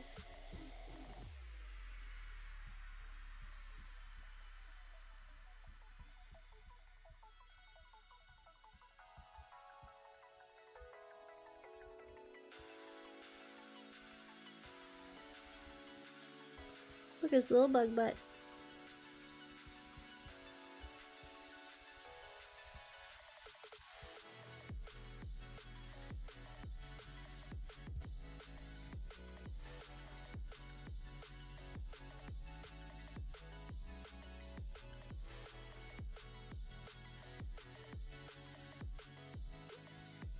I kind of graduated rushed because of COVID. Yeah, congrats on graduating. Congrats on graduating. I guess I don't know if I remember you saying that or not, but like still, that's pretty badass.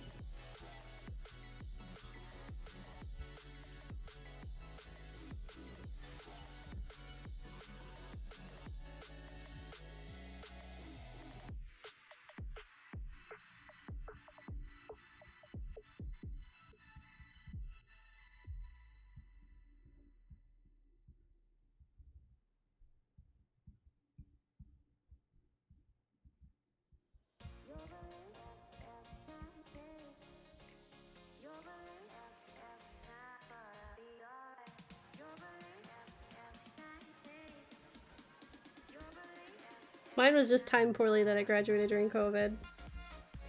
Wasn't expecting this to all happen, but it did. Which I think was it today or tomorrow is like the anniversary of like a bunch of stuff shutting down.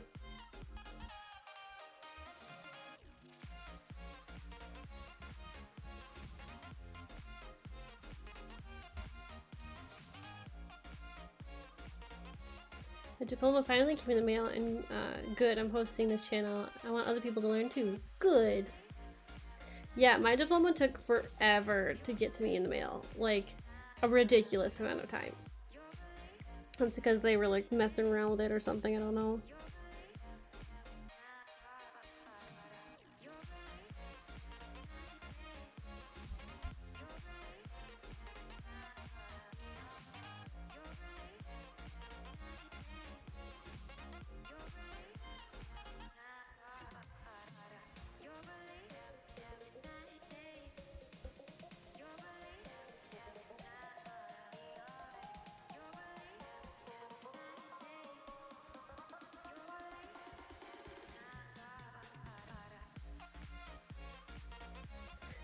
It's awful how they do that. We worked so hard for that paper. Yeah, and they were claiming that I like didn't finish graduating, but I had submitted my paperwork on time months ago, and one lady who was supposed to be processing all the information left because of quote-unquote personal reasons, so none of the paperwork I sent in got filed, so it wasn't necessarily my fault.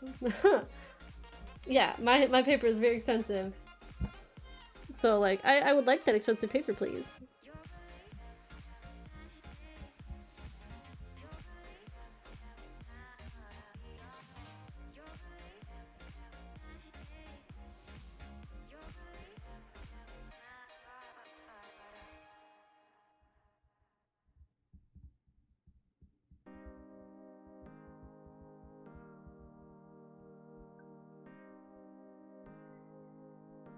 I had to expand and email them to get them to send me my diploma. Yeah, no, this year it felt like pulling teeth trying to get that kind of stuff. It shouldn't have been, but it was.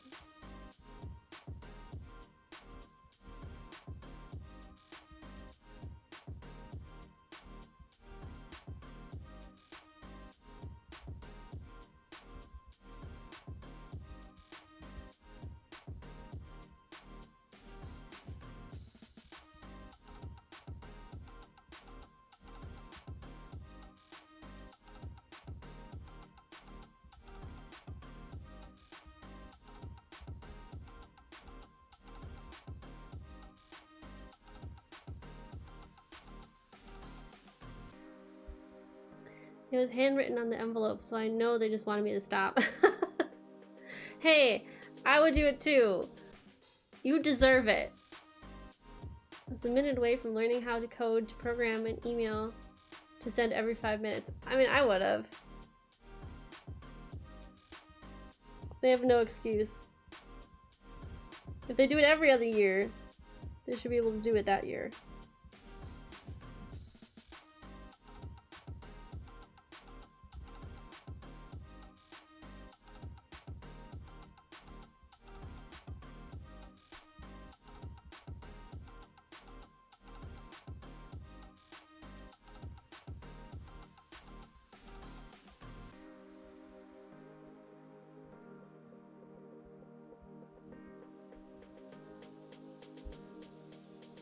My first diploma, the lady threw it at my face and told me to leave.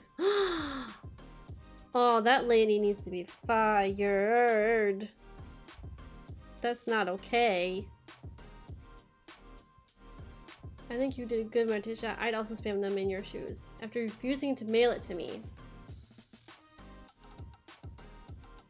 Yeah, they're not supposed to do that. Definitely not.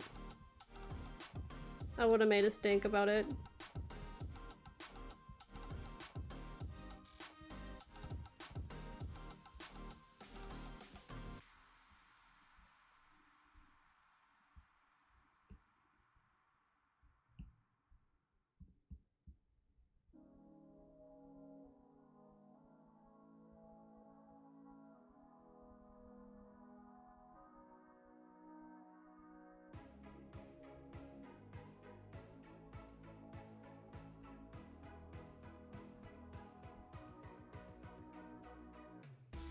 Well, the school doesn't exist anymore, so I know she was fired. Ha!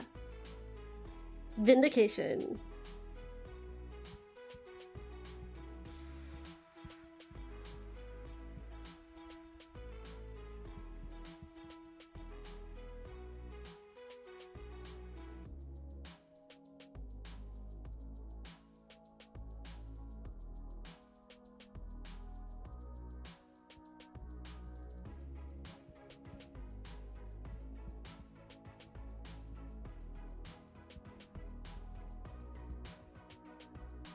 Both the cats are sound asleep. It was on the news. The school scammed thousands of art students during their final year because they were no longer accredited. So people were paying thousands for classes that meant nothing. Oh, I would have been so mad. I was already mad. I felt like I wasted a lot of my time at my own school. But like, that's just not okay. Just to add to that kind of year. Hell no. I can't believe people are allowed to do that. Fake schools.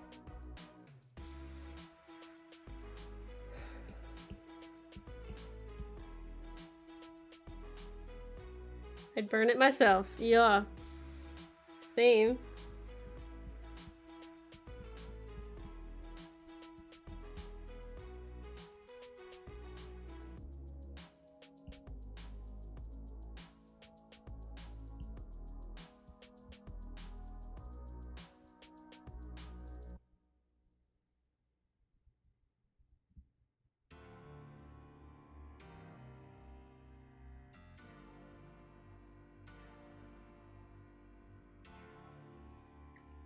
I was lucky that my degree was credible. I made a photocopy of my diploma and burned it on camera for therapy. Ugh. That would be amazing to do. But it felt very cathartic.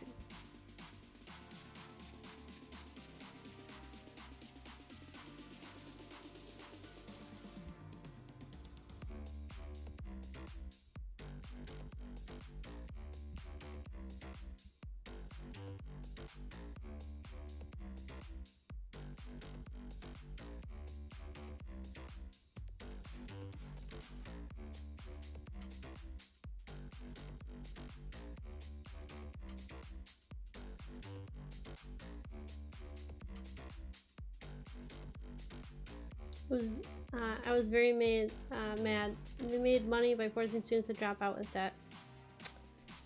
You know, and it's funny because I don't like. It's not like that. Not unheard of, but like it's not uncommon to think about it that way. I've seen a lot of instances of that. The classes were not made with the intention of teaching. I only learned anything because of one amazing teacher. See, those teachers make all the difference.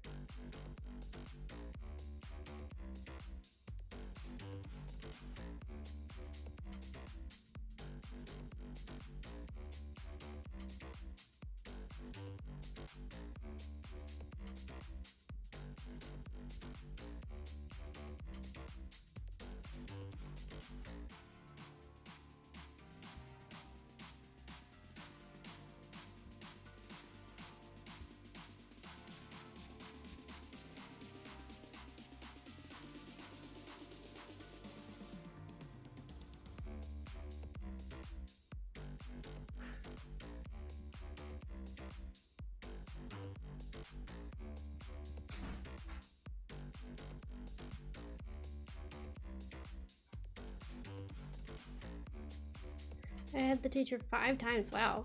Good to have some good apples in that hill. Teacher means everything to me. He failed me 1 time and I still love that teacher.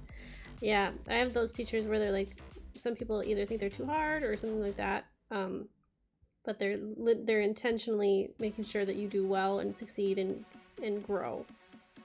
That was my thesis advisor. She was like that. And I tend to do really well with like really constructive criticism like that.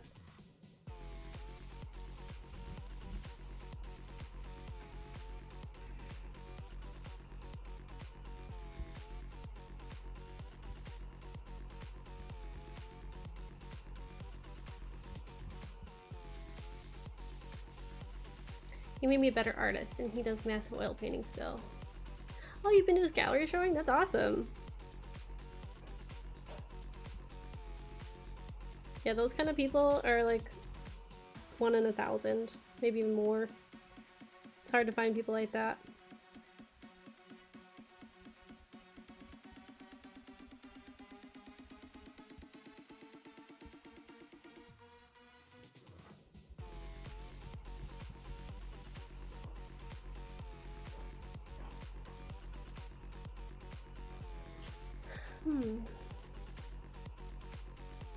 His paintings get up to 8 feet tall. Oh my god, I need a ladder.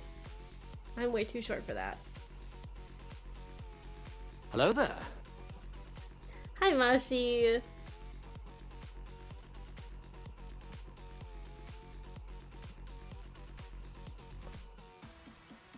How you doing, Mashi?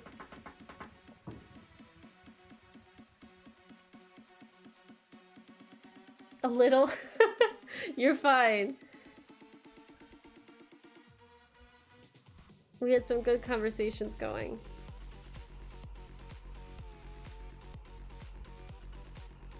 Actually, I want to keep any kind of frame.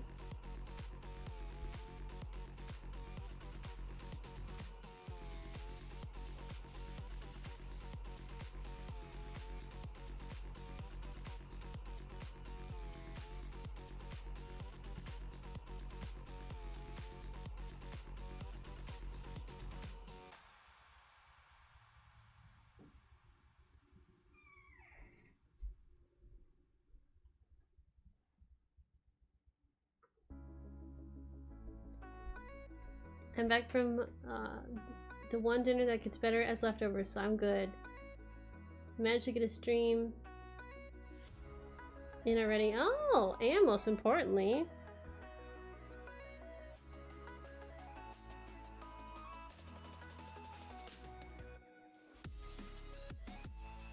I'm jamming to some music now. So, good mood. See, that's good.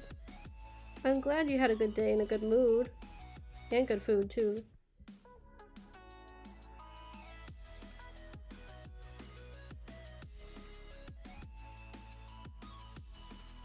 What is some good food you think is good as leftovers?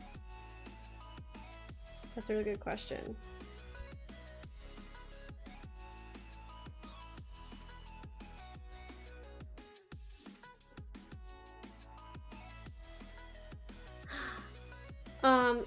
I thought about putting a hat on, which is why there's like a really rough sketch of a hat.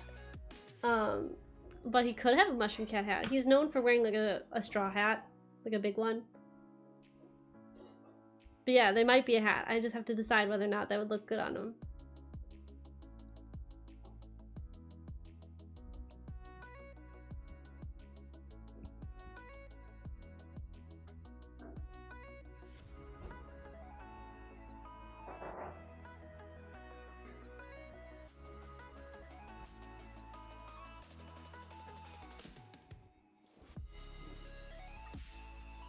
A little overfull, but good. Puerto Rican rice is great as leftovers if you ever get a chance to try that.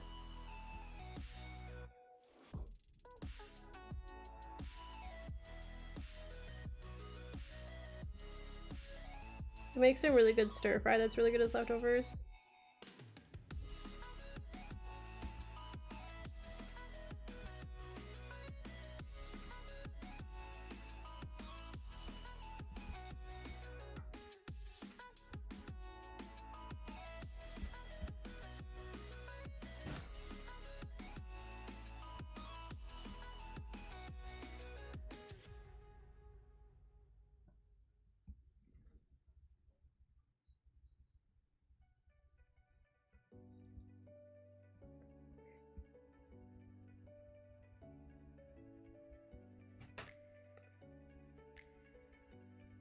I think ham and kimchi fried rice makes really good leftovers. Let's see, what else makes really good leftovers?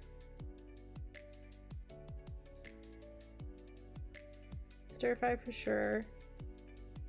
Spicy chicken katsu. That one's really good.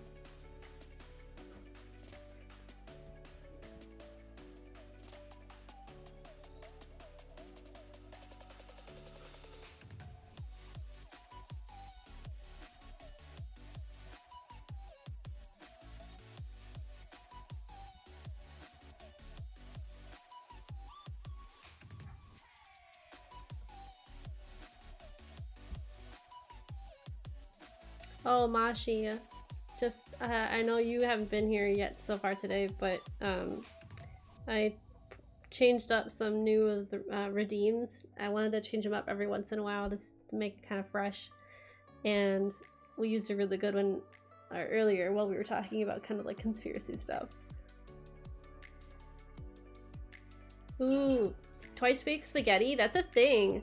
My mom used to make spaghetti pie where you use like the day old spaghetti noodles to kind of create that like a more firm noodle base. And it was always really good. I just never made it here, or just made it as an adult because I can't seem to get it quite right.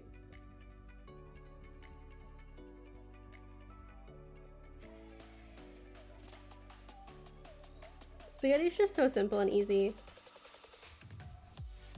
I got my husband a spaghetti maker for Christmas or his birthday, I think. So we've made handmade spaghetti a couple times. That was a lot of fun.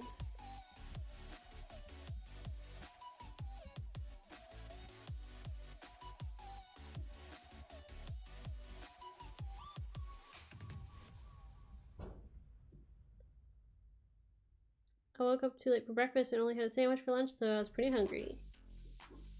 Twice baked spaghetti is like a, you can see it in multiple different ways, but like, well, the one way I've had it is like, for instance, if you take regular spaghetti, like pasta noodles, the little long ones, and you have some saved over, so you put it in your fridge overnight, whatever, and the next day it's kind of more firm and it sticks together.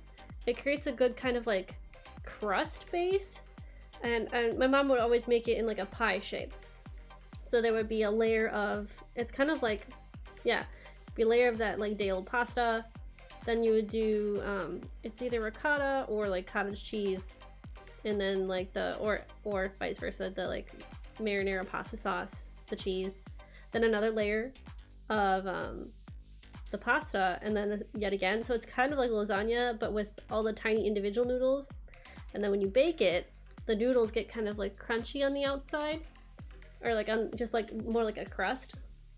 It's a really specific and unique experience, I think.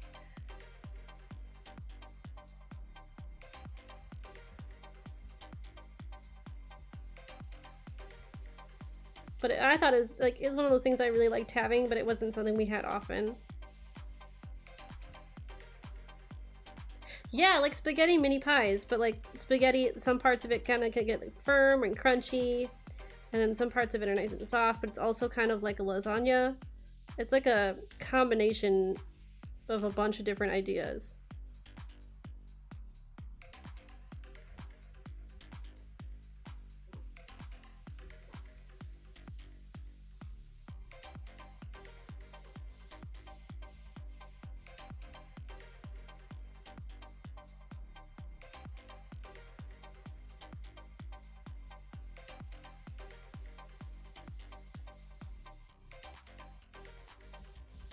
I think one of my favorite meals, though, even for leftovers, is something, I don't know if it's like a very common thing, but it's called porcupine meatballs.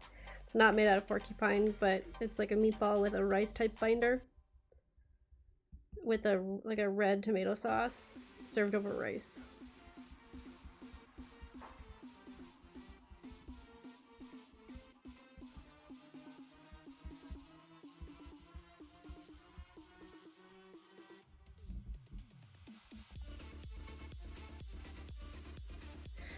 Yeah, porcupine meatballs. It's like a porcupine meatballs are a thing. I don't know if it's like a very Midwestern thing, but that's actually what we're making tonight. It's like you make a meatball. It's a regular kind of pork meatball with, I think, chopped like white or yellow onions, an egg binder, uncooked rice. You put that in the meatball. And then you also do like parsley and like salt, pepper, that kind of stuff. And I think some garlic maybe. And we bake it for 10 minutes, and then we like put it in a shallow pan and cook it with a sauce, and that's a tomato sauce. But it's with like Worcestershire sauce, or Worcestershire sauce, whatever. And it's really savory, and you serve it over a bed of fresh rice.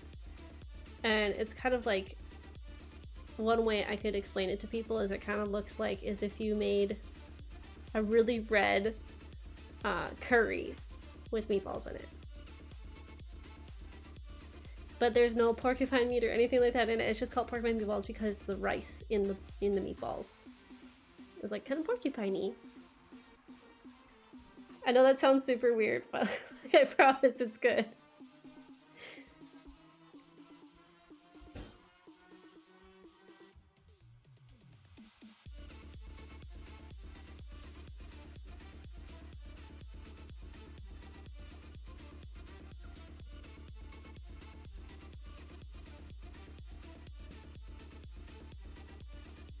Yeah, I've heard a couple people say they know what I'm talking about. Most people don't.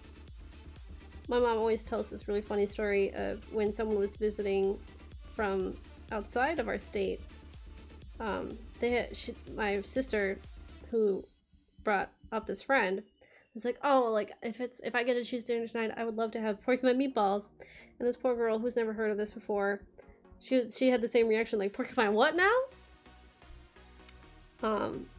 But yeah, no, there's no porcupine meat or anything like that in there. It's just the rice makes it a fun terminology to call it porcupine. It's one of my favorite meals though to have. It makes really good leftovers. It's really savory, perfect for like a cold day. It warms me up. And also, like, who doesn't like fresh rice? With a bit of sauce? It's super good. And it's partially one of those kind of meals that, like, my mom just sort of put stuff together, so I had to kind of come up with its own recipe. And that's kind of difficult to do.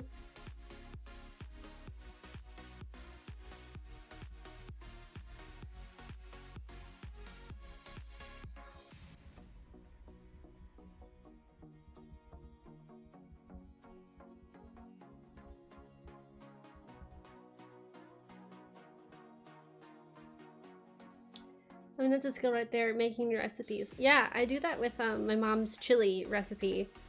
She also had a chili recipe that she sort of just put together, like, you know, she just kind of knew what to do. And none of my sisters could make it, so I came over one day and watched her make this chili. And so I wrote down approximately kind of like what I thought she was doing, and then I adjusted it every time I made it. And I know sometimes some people's version of like chili is different from other like regions. My mom's chili has noodles in it.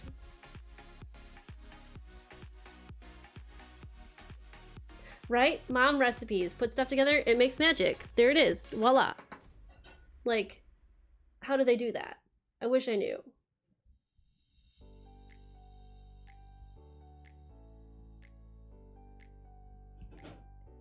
But that's typically what my mom does. She just puts stuff together. She's like, I don't know, it just sort of tastes it like this, or it kind of just does like that. I'm like, oh, well.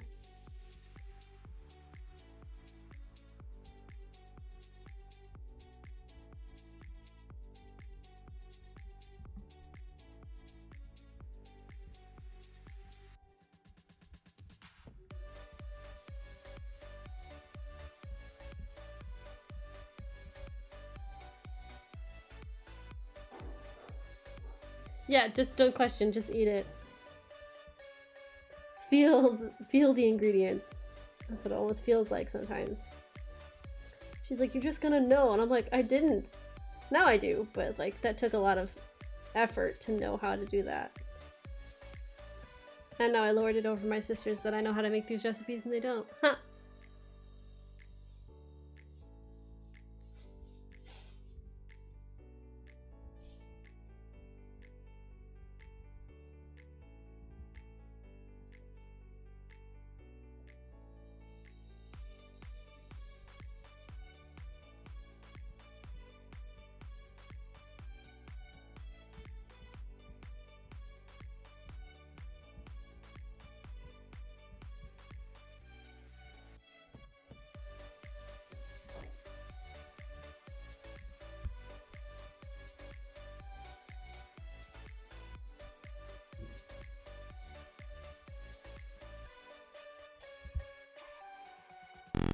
there's more art. Oh, that scared me for a second. But yes. I have some new ones. I'm glad you found them.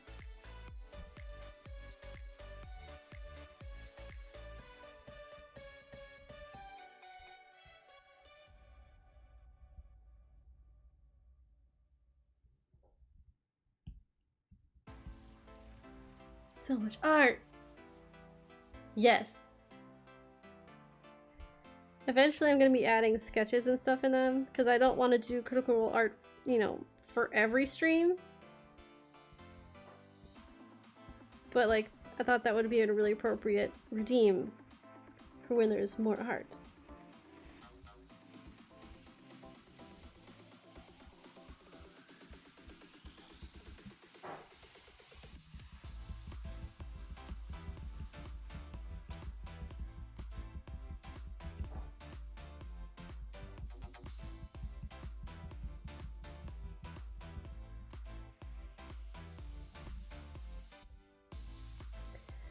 His face is looking a lot better rendered than it was before. Yee. Hey, is that the emote you did? I can still read it though. Looks good. I think I have 3 emotes approved so far. We got this one, and this one. I need to fix the heckin' one, I think.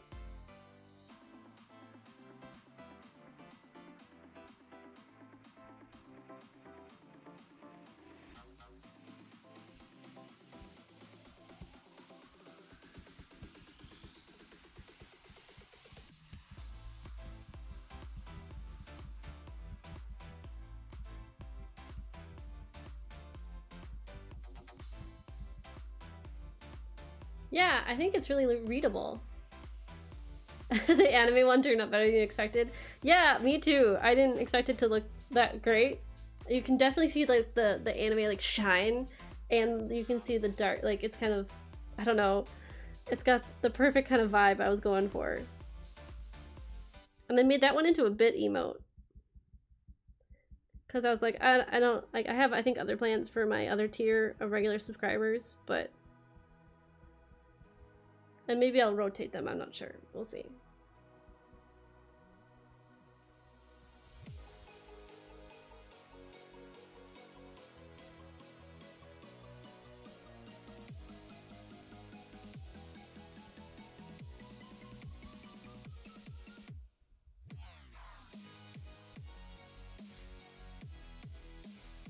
Can't see what it says on the shirt, but everything else about it is so strong, I think everyone can probably figure it out.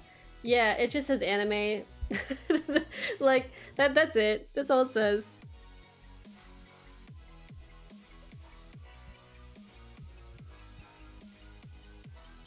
Just for the giggles, mostly.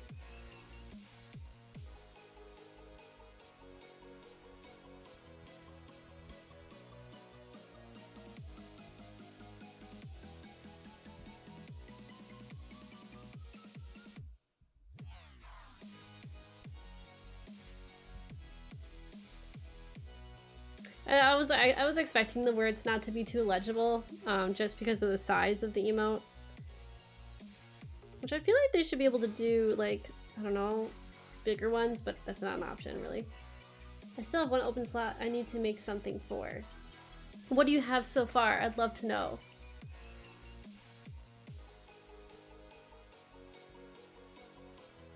I could always just put, like, the words anime just right at her chest below. I could edit it and see what that looks like.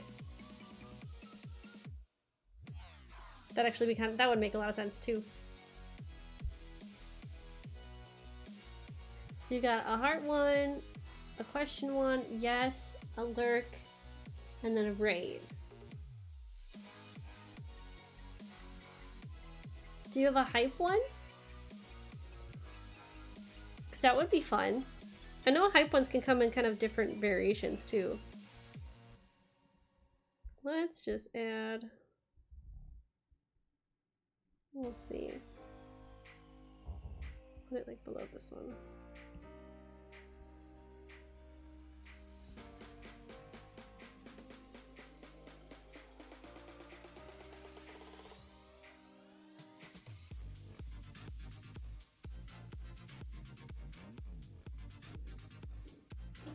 Not different color.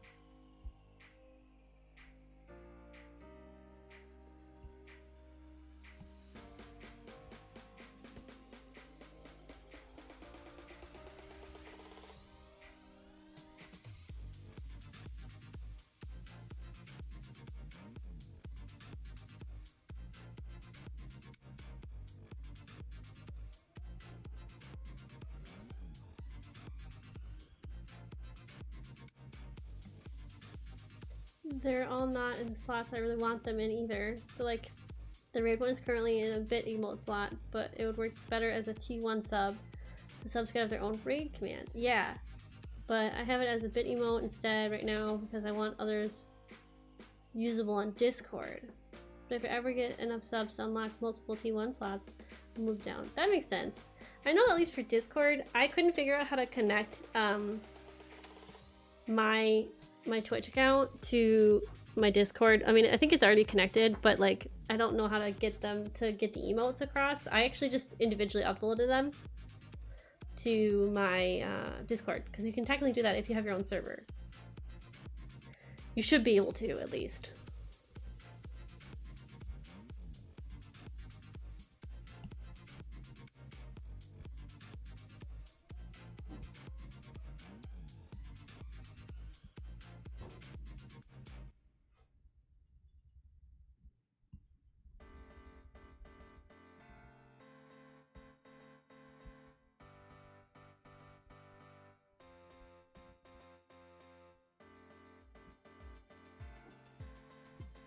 You can, but your subs can't use your emotes elsewhere in other servers if they're in if you take that approach. That's true. I don't have any subs, so I don't need to worry about that just yet.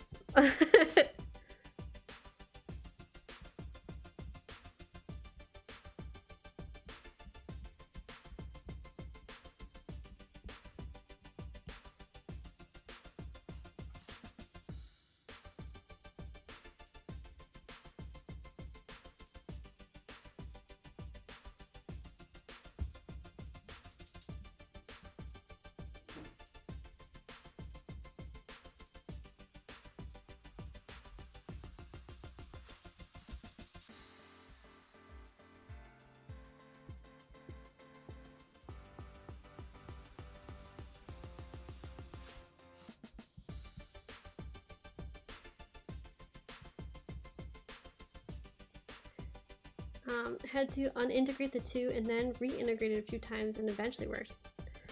Weird. I wonder why it wasn't working the first couple times. I feel like it probably won't work for me either if that's the case.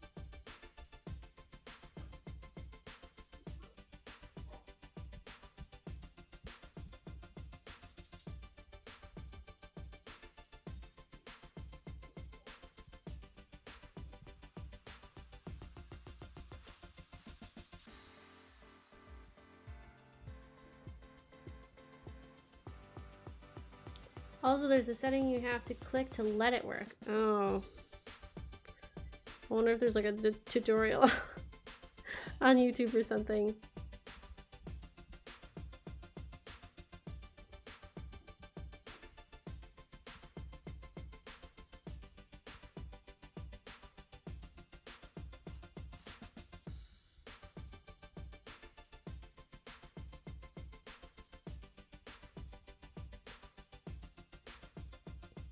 I think mine was screwed up because I had BTTV integrated before I had my Twitch stuff affiliated. Super easy to set up. My stuff was just messed up. Oh, okay. I just tried to turn on the BTTV stuff. I think I have it working now, but I don't think I have it connected to my Discord or anything like that. I think it's just Twitch. That I understand, I think. I can maybe ask Erin about that tomorrow because I'm going to be helping her set up the sound alerts. Because she wanted to do more of that kind of stuff. Maybe she can help me with the BTTV emotes.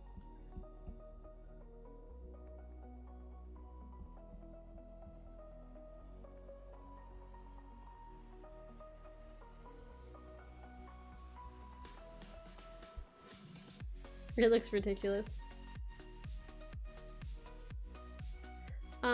I can see it in the chat on my stream, but I can't see it through Streamlabs OBS. I'm just using their chat right now to help with the CPU usage.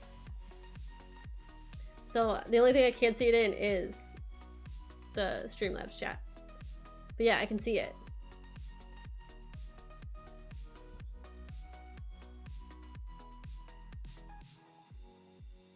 Yeah, so I don't know.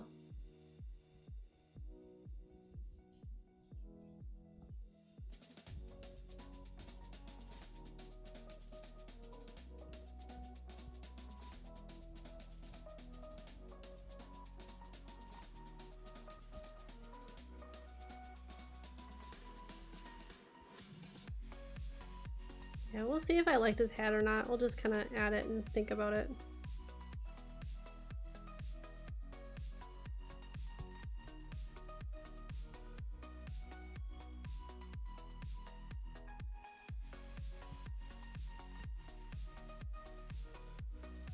Seems to be working. That's good. Okay. I had no way to really test it, so I'm glad it's working.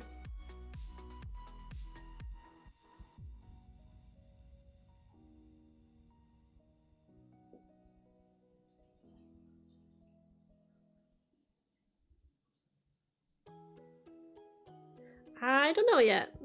I think it'd be cool if it was a mushroom hat, but I don't know what it would look like. And I think this is kind of weirdly floppy for a straw hat, but I feel like it would work.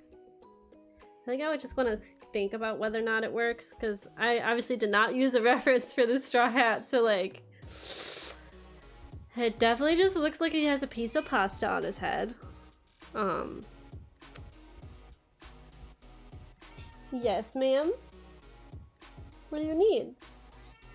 Would you like attention? Yes? Okay.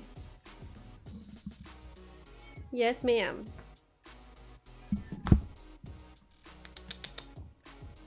Oh, come here. Whoop.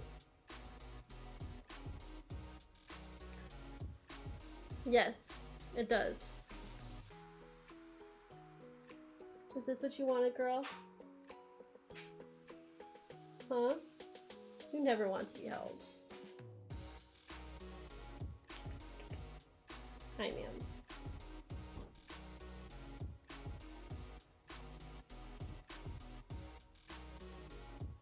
Free kitty cam. She came up to me.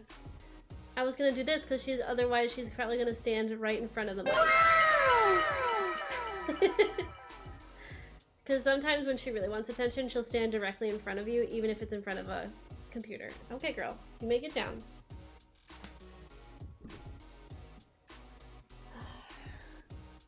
She does it to Chris all the time. He'll be working, and she's like, I want you to pay attention to me now.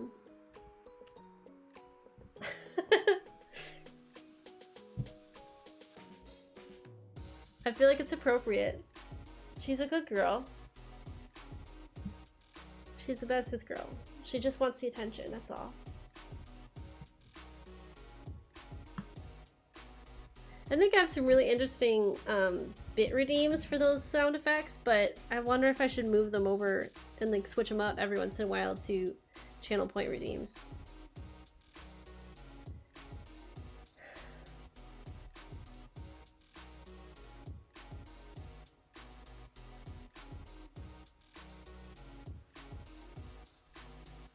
I don't know, I'll leave it off for now. I don't know if I want to see that while I'm working. We'll see. Well, I'm glad you guys got to enjoy a bit of Minnie. The star of the show. Truly, the star of the show.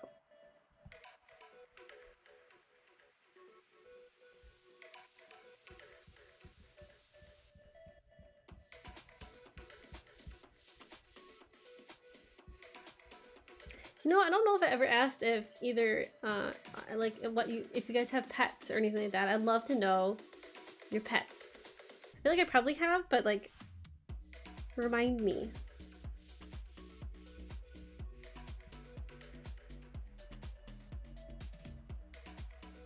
Maybe a fan poll for favorite sounds to keep or what sounds to add. Yeah, I'd love that.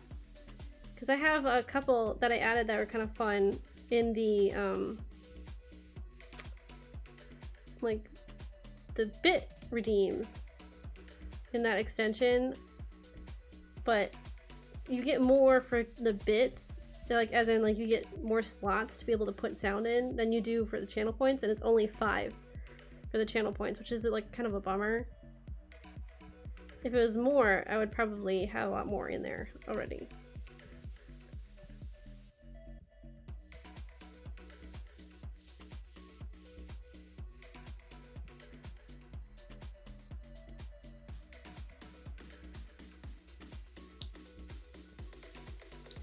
Used to have a lovebird named Paro, lived to 15 years.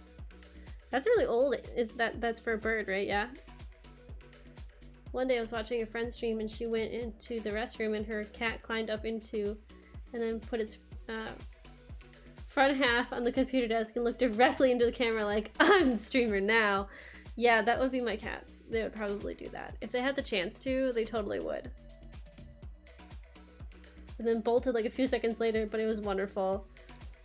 Yeah, that would be my cat. If there was enough space on my desk, like my tablet takes up a good amount of space while I'm drawing. Usually it doesn't because it's not here. She'll sit and lay in front of here or lay on top of like my desk mat and be like, pet me, peasant. Your job is for me and me alone.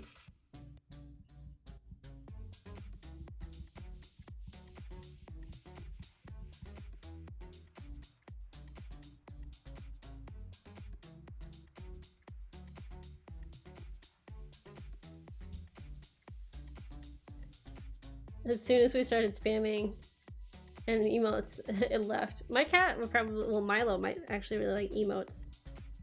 As in, like, they look kind of like bugs on a screen. To him, most likely. Though he is fast asleep. Being a cute little boy.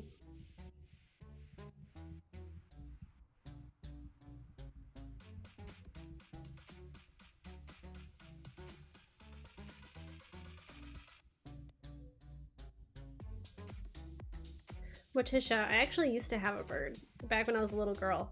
His name was Ringo. He was a cockatiel.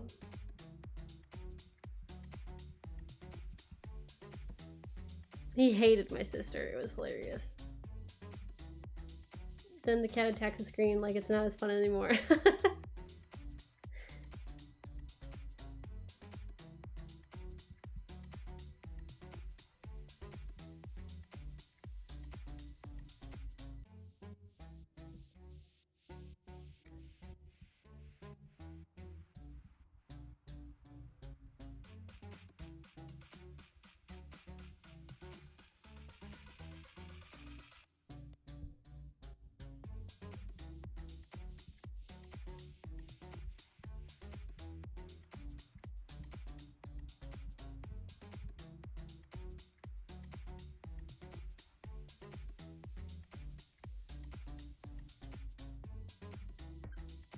Haven't had a pet in a while.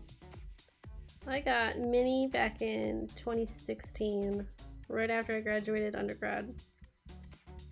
That was the first pet I actually had bought with my own money. I felt like I was stealing an animal. It was like, I took her home, there she was. We discussed her purchase over eating at an Olive Garden because it was across the street.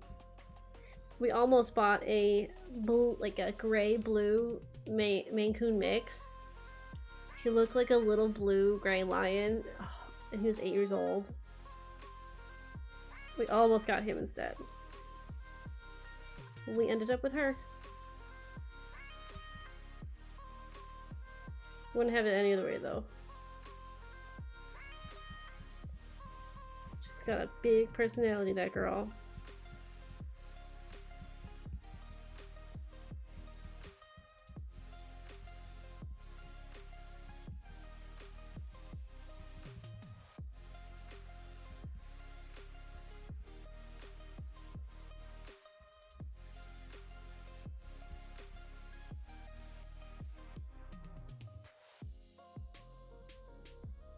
I'll try to find an old picture of my little king. That was pronounced Pharaoh. But I couldn't spell when I got him, so it was Pharaoh. Sit on top of the stuff, like, this is mine now, deal with it. And only liked me. It makes you feel special when an animal really chooses you.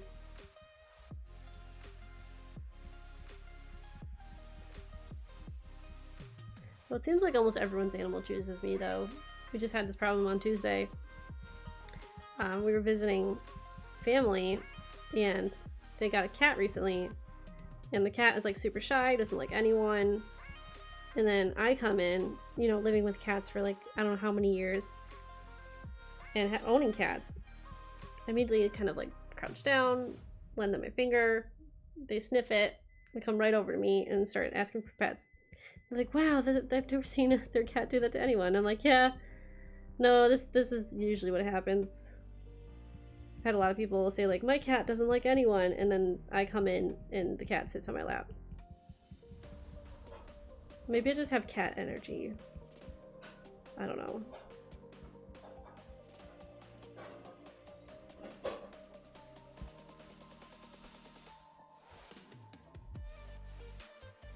I would toss him into the air and he would boomerang back to me in the air flying. I wouldn't clip the wings. Yeah, it is a special feeling when a cat chooses you.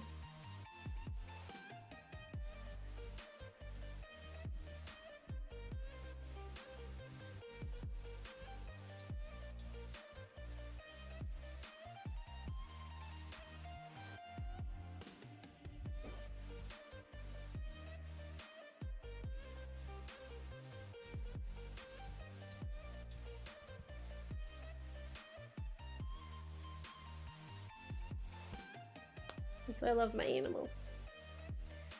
I'm glad I set that timer. Oh man, yeah, see, I need to fix this. This lighting is awful. I thought I was doing pretty good, but like, the darker it gets outside, the more ghostly I am.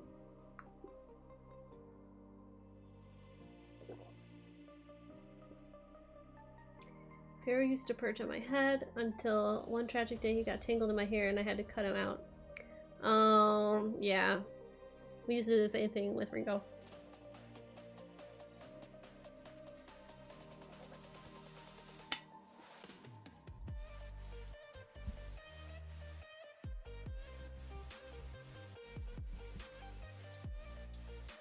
Spooky boogie.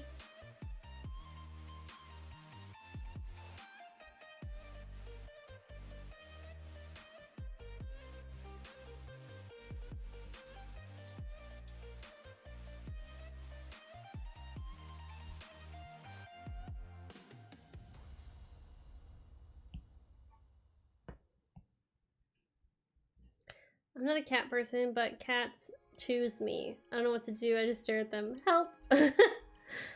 Duty finder calls. Semi-FK. Alright.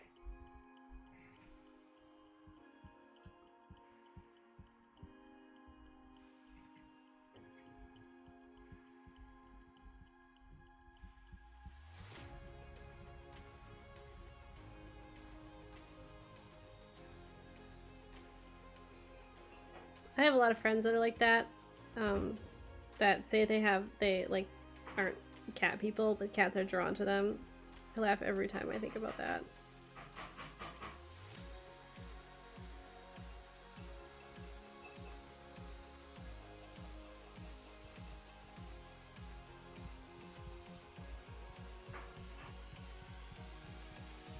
I think it doesn't necessarily have to be that you're like a cat person. I think they know that you're like an animal person. That you like animals.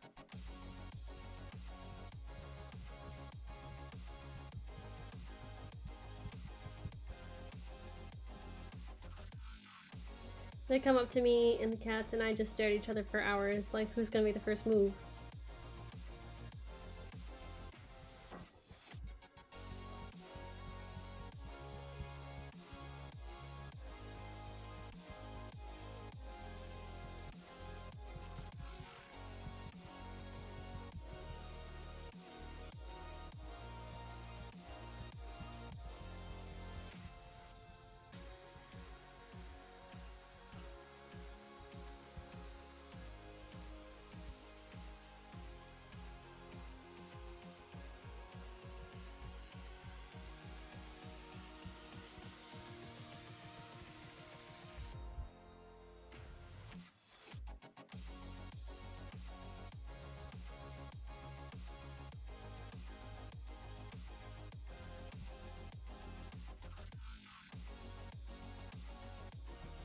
I love it when cats come up to me.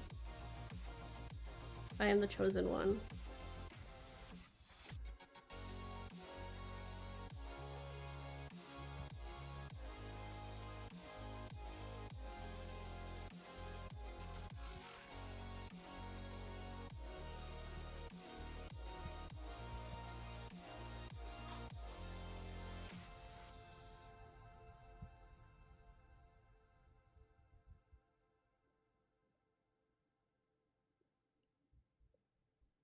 Your cat also chose us.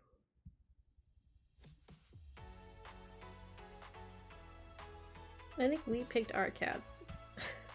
Ironically. Though Milo was a really little kitten when we picked him out, because the minute we got to be able to hold him, he fell asleep right in our laps.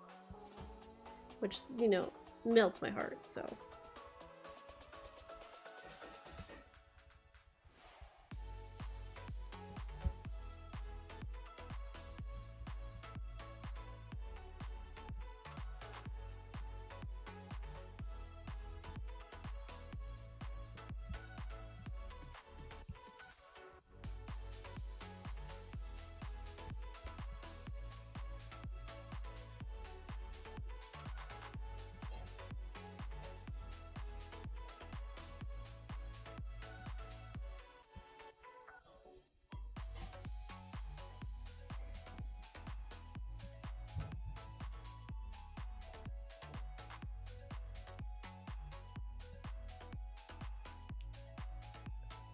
Generally when a cat does that, they're assessing you. Just offer your hand, don't shove it straight in their face, and let them sniff.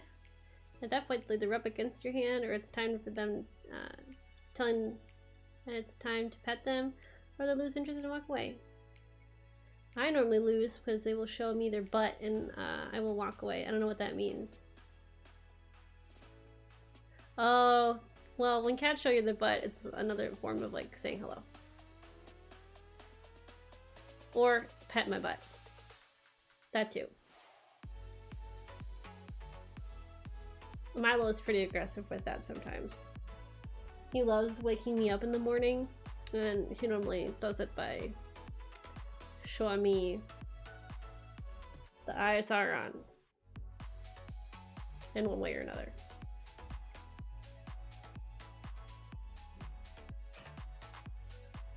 You're allergic to cats? Oh. At least there's the internet, so you can enjoy cats if you need to.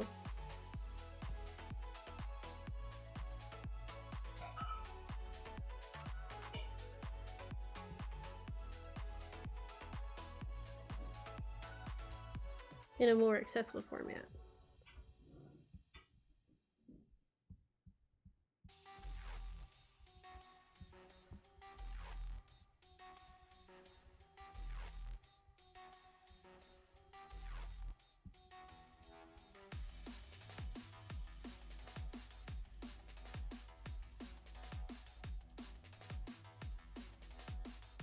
Also a sign of trust, as while people call being given the back an insult, it's the cat feeling they can trust you at their back. But yeah, allergies are a whole different ballgame. Yes, ma'am. What do you need? Yeah? I'm not coming over there to pet you. I know what you did. Did you just flop over?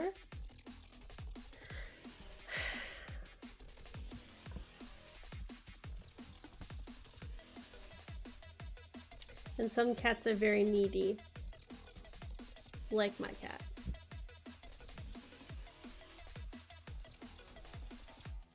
Yeah, I mean, I've been living with cats so long, I can kind of read their body language pretty easily.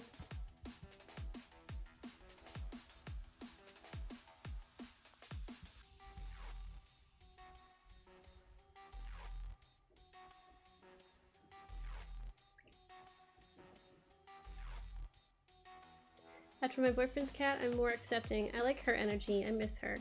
Yeah, certain cats are much better suited for certain people. I do believe that.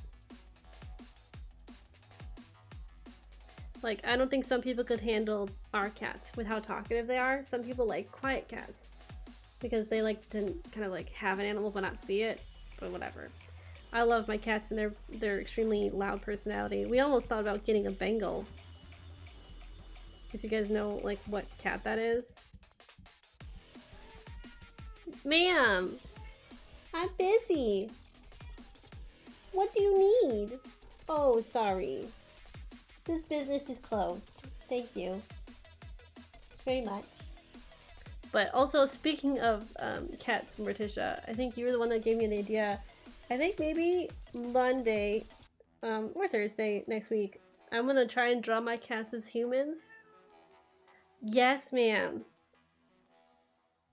You're free to leave whenever you want, sweetheart. Just because I'm not petting you, you don't need to be sassy about it. Excuse me. Yeah, you.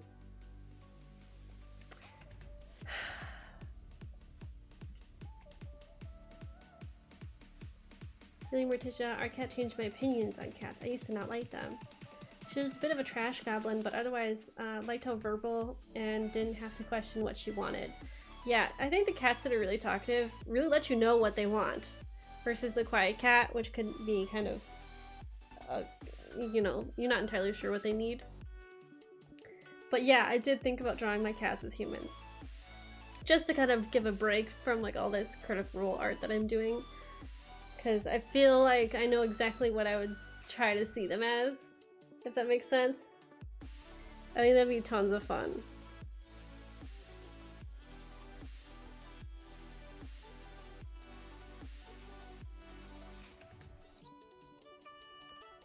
Because I feel like Minnie would definitely be an older cat, or an older human. And maybe Milo would be the apprentice. Which I think would be hilarious. Because that's how I've always seen their relationship.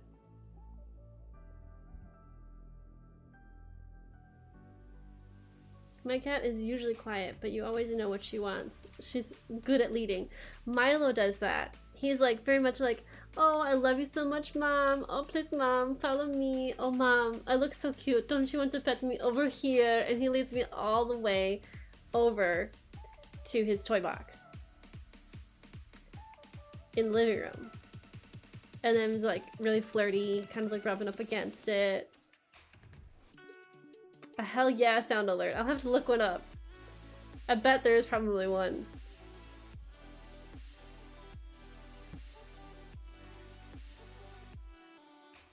But yeah, cats are like very good at telling you what they want, usually. Milo in particular. I don't know where he learned that behavior, but he always knows exactly how to get me to where he wants. He'll even take his paw and paw at like blankets and then stare at us and then kind of like whine like a little baby, paw at the blanket some more, which means he would like to be let underneath the blanket because he likes to be wrapped up like a little blanket burrito. Where he got that from, I don't know. And maybe it's a learned behavior, or maybe we taught him how to do it, but yeah, he does his own kind of thing. He knows exactly what he wants. He knows how to tell us how he wants it too. I usually get summoned to fetch her toy rat when she gets stuck under something. Yeah, that sounds right. My cats are like that. I think I actually want to...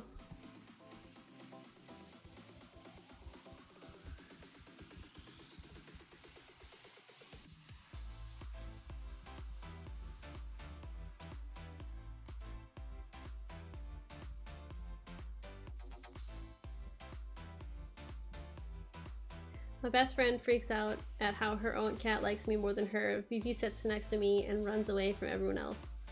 Some cats, though, they just know. They're like, this human, this is a good human. I will sit with this human. I see videos all the time about the people that are like, I got a cat, and this person did not want a cat. But now they spend all their time with this cat.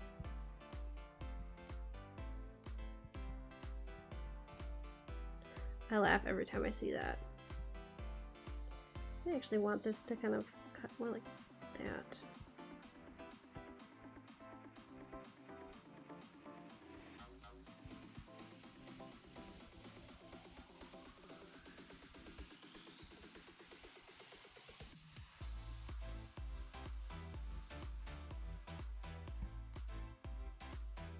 I literally ignore the cat. That's how it works. My sister-in-law is allergic to cats, and she'll try to ignore them as much as she can, and they're like, I don't care that you're ignoring me, I want to sit by you. You give off that kind of vibe, and I don't know if cats just like see it and they're like, I wanna sit by this human. I wanna bother this human.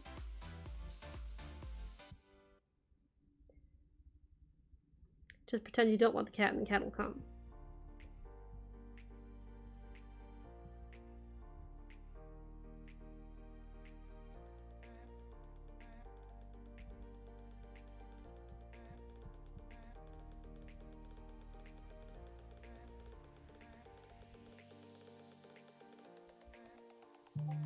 Yeah, that's how you capture a cat.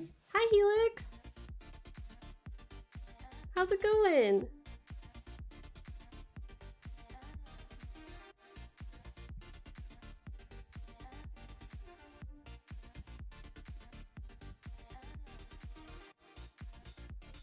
This human does not want me. I will change their mind. That's how I picture all cats, though. About the cats that like people that don't want cats. You posted your bird in Discord? Yay! Just hungry. Me too, Helix. I'll be eating dinner soon. I'm excited.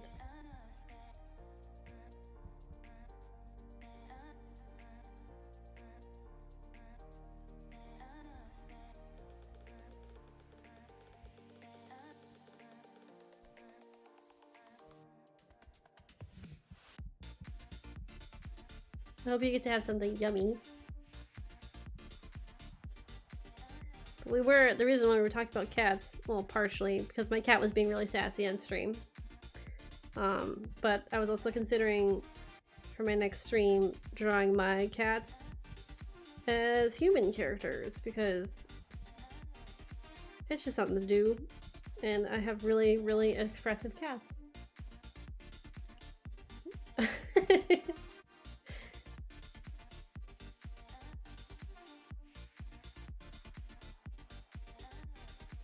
Other than being hungry, I hope you've been having a good day, Helix.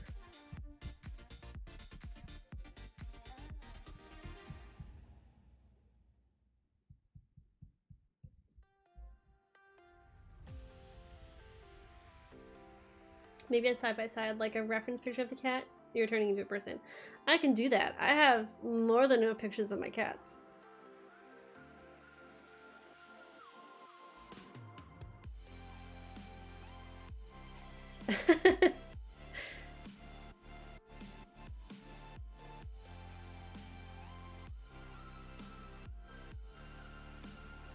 Hey, now, we can all eat when we want.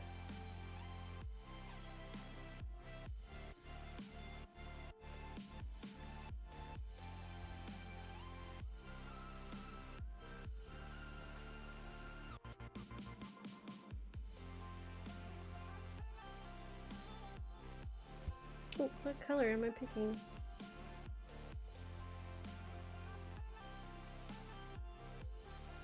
Yourself is telling you to eat. Your mirror detention. Oh, your mirror dimension, you, JKK, JKKJ.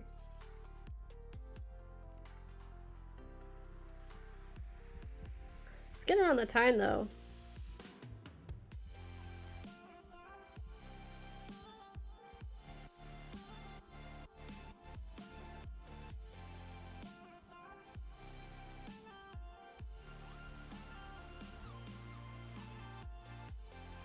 He's looking pretty good though. I wonder why it went so pixelated when I tried to put it onto that background. That's weird.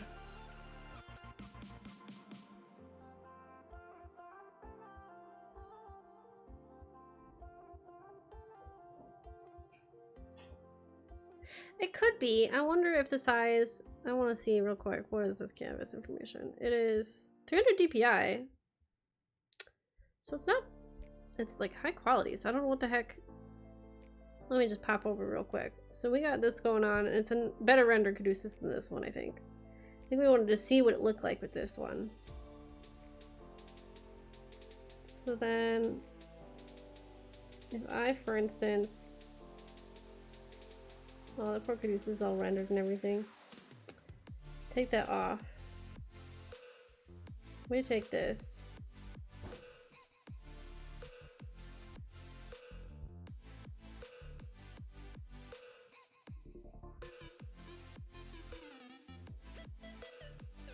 We're gonna save that. Because then what is this canvas information? So that's much lower. So that's probably why we have this issue going on. So what I want is it to be in this one.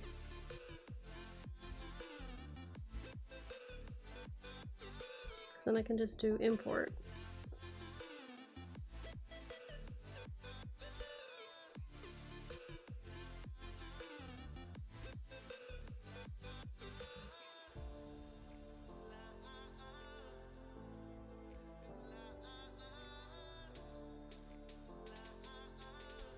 For now.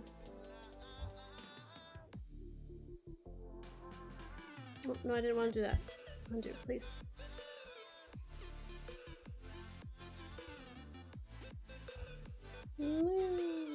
All the way down.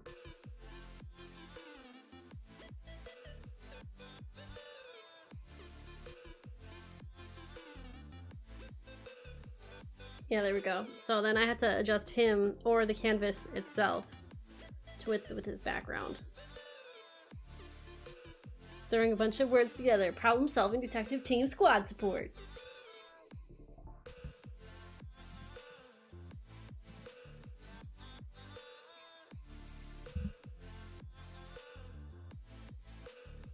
We got this.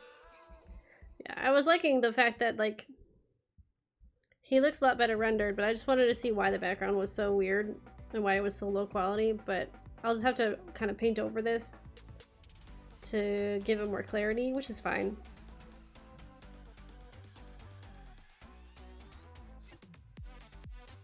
PSD SS PSD TSS. That's a lot of words right there. That's many of them.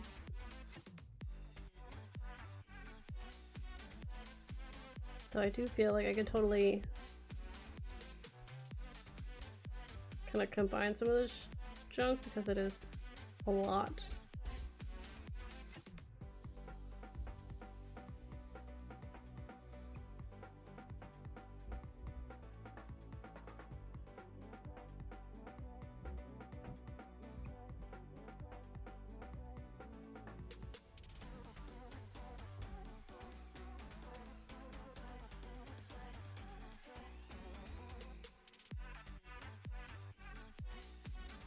Oh my god.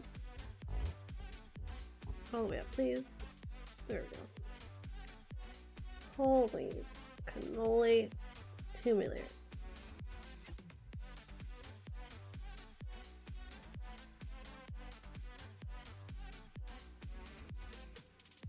Nope, that's not what I want either. Let's move those back. Undo. There we go. I'm no Tony Stark, okay? All the layers, all of them. I really feel like I should make like an emote.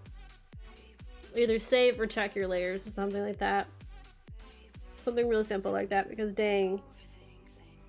Or no, wrong layer. I feel like that would work too.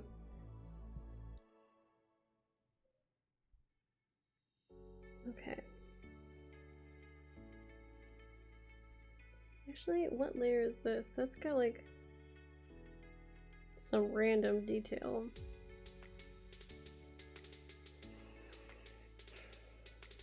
That's fine.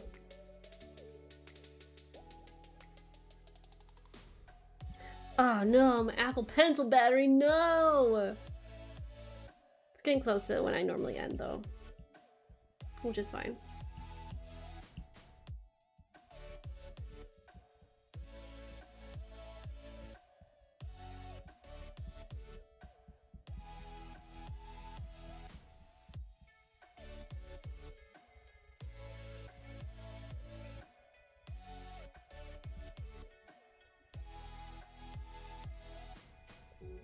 Layers, the mortal enemies. An onion with Mary cartoon checking the layers. Pretty sure that's Tony Stark says.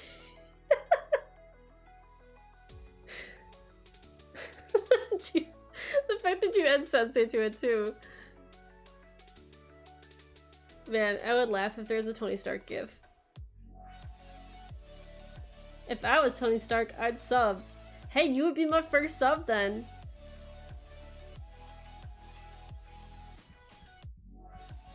Eventually that'll happen.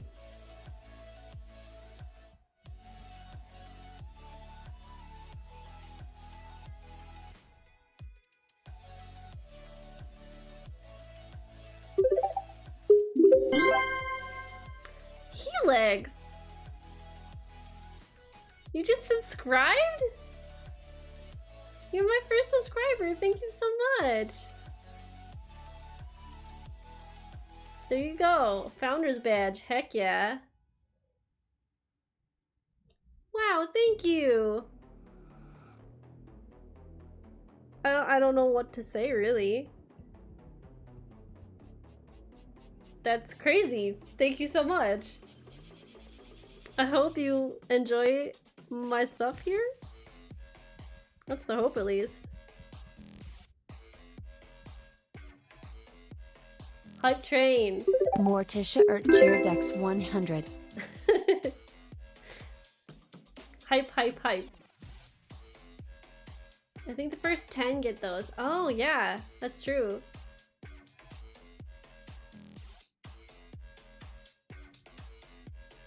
Here, I should also do some of this.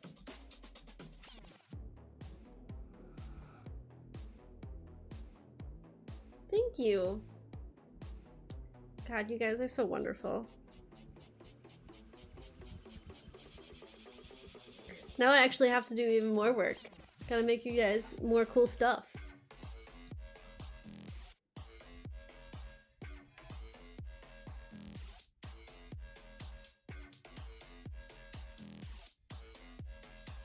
But Helix, thank you.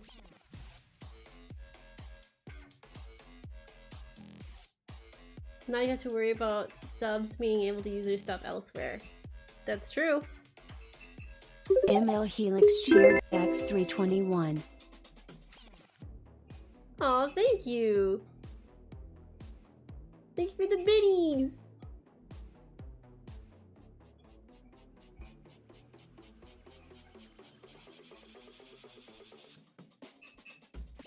A bit war.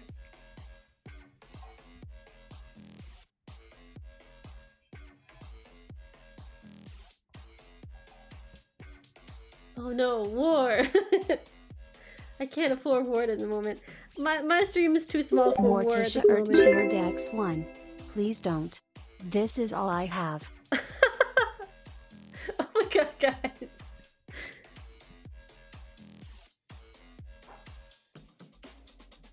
You almost have enough combined for the anime emote.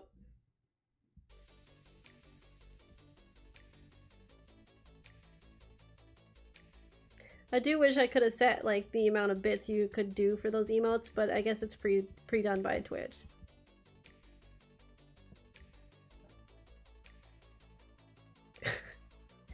You guys don't have to spend your biddies on me.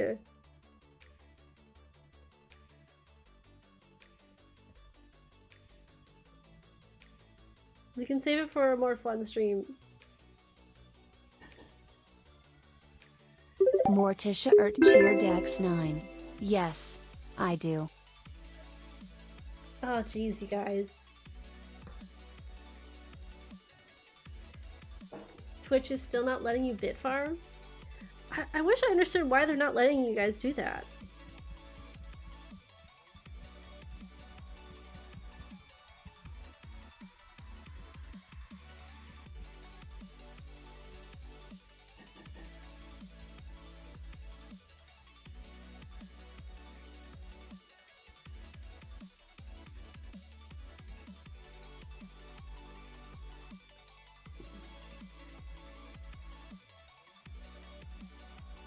Where Twitch lets you watch an ad in exchange for some bits. And I don't know, I assume it's available in all countries, but it could just be restricted at some point or for some reason.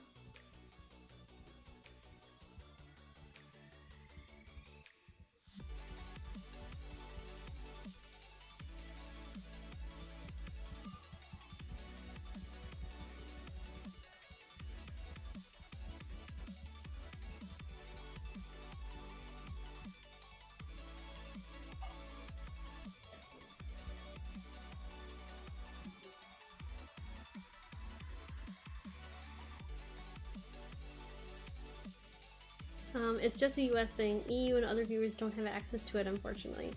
I'm curious when you guys will have access to it. I guess maybe it would change if you had like a VPN. You can kind of like change where you are.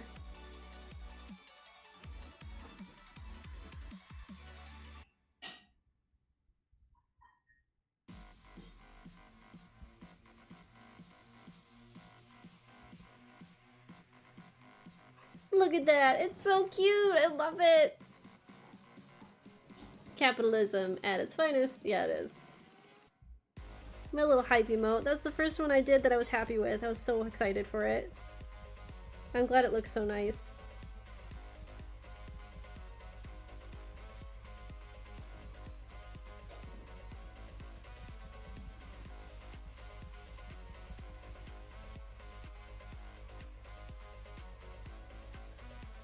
Yay, capitalism.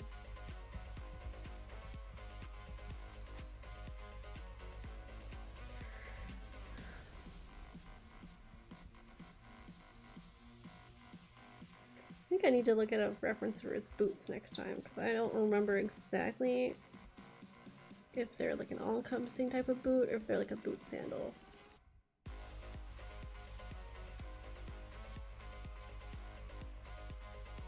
Either way, he's like, maybe in a session or two, he should be done.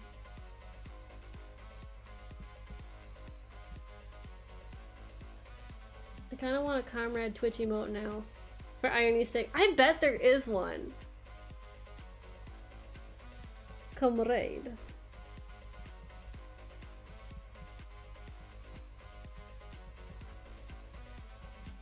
Masha, you could always put it as like a bait one, maybe. Woo!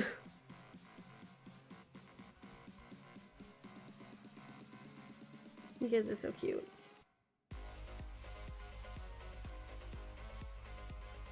I need...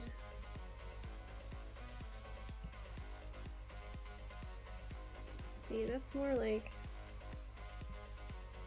down here.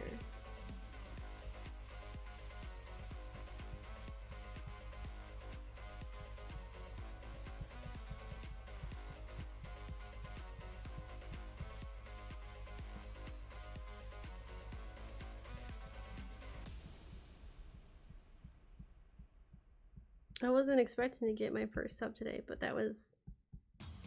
I don't... normally when I don't expect things, that's when they happen. As per usual.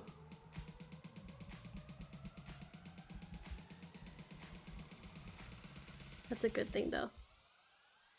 Life of Borders probably has the Comrade Twitch. Yeah, I do. And that was one thing I was really confused about, is the past couple times I've streamed, I have this Discord bot, but it never goes off. I've changed the settings multiple times, and it never goes off. So I was like surprised that it went off now, 3 hours into my broadcast.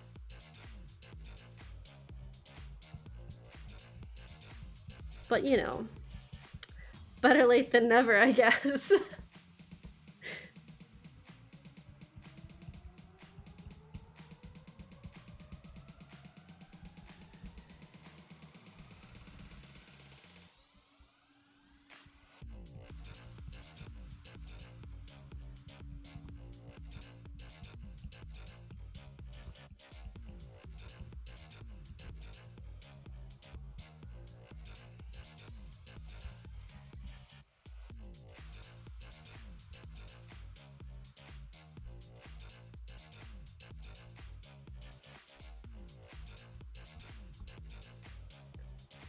It's shy. It's usually delayed. It's a very shy bot. Yeah. I have to play with the settings for it because I feel like I've already reduced it and it just never shows up. I don't know. Maybe it needs to be individual people, but... Yeah, that's true. I've been trying to stick to a schedule because I feel like it's really valuable, especially since I'm kind of starting out as a kind of like a newer streamer, you know? But yeah, I've been trying to stick to the schedule as much as I can. I think I'm really even kind of like off schedule.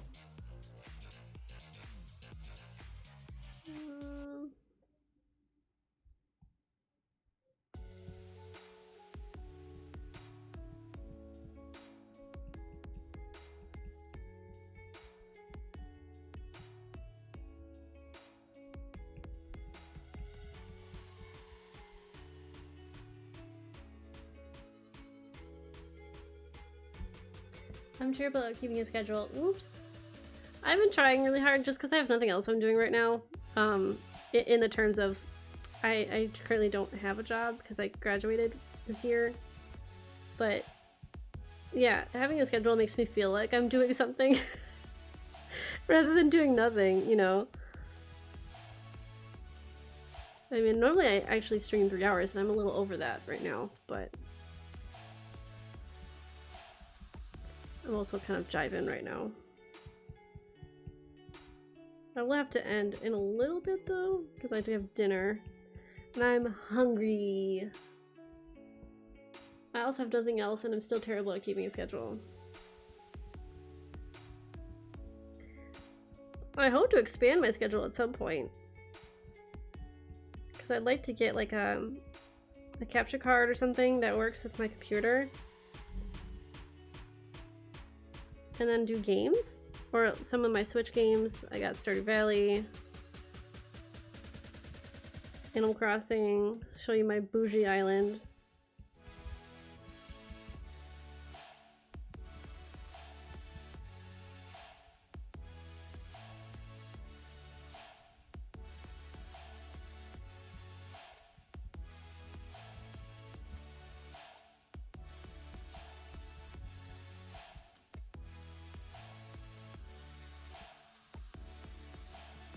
When I actually start working again, who knows if I'll actually be able to stick with it. Oh, bougie. Bougie is kind of like fancy in that kind of term and context. Like Gucci. I know people use that a lot recently. I've been playing Animal Crossing since April, so my island is like really developed. Yes, let's play, then I can smack people and smash you too. Bougie, she scares gangsters.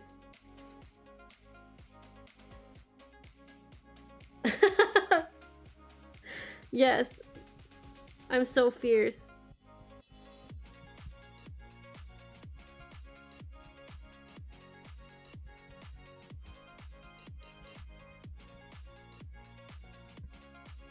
Unless Bobo is here. I don't think Bobo's here. She occasionally comes and says hi.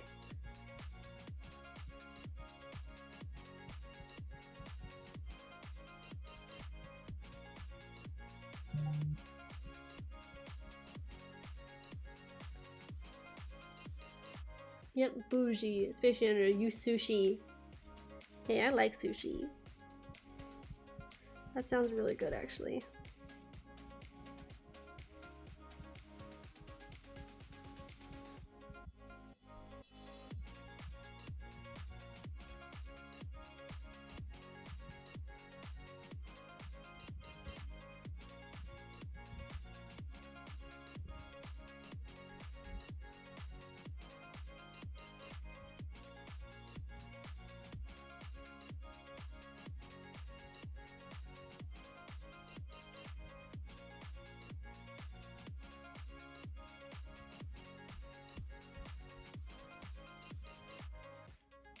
Is Tater gonna peer pressure you into playing Monster Hunter Rise? We've talked about it. Because I was like, I haven't really played Monster Hunter Rise and I'm really looking for like new stuff to do. But she says it's kind of intimidating to do at first. Like you really don't know what you're doing, or it's like a lot easier to do with friends, and I don't really have a lot of people that I know that play. Kirby food. Okay, Helix. Because I'd watch that if you got a capture card. Yeah, actually, I did set up like a donate thing for that, but like actually, I know tomorrow, I think it is, in the United States, they just passed another stimulus bill. so I might be able to use some of that to get like some new equipment, maybe. Although I've heard some like conflicting things about Elgato HD60S working with a Mac. Some people say it does, some people say it doesn't. I don't really know whether or not it works, because I don't want to buy an expensive hunk of junk, you know?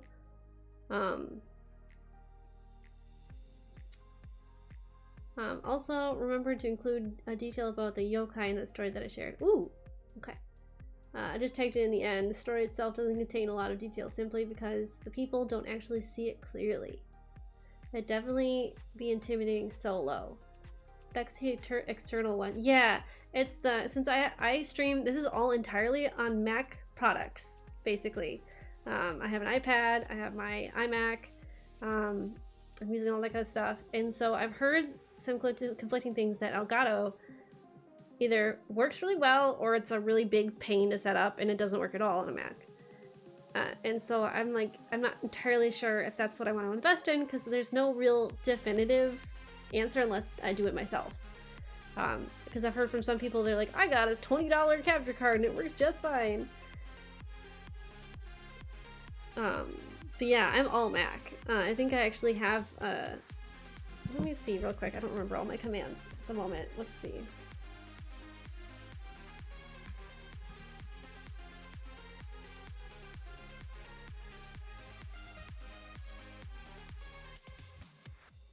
I wish I could help here. All I know is that I stand by Wacom all the way.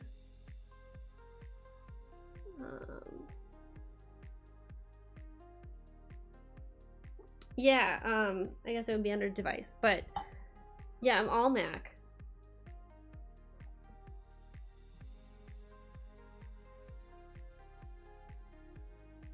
I think uptime is basically how long I've been live, I think.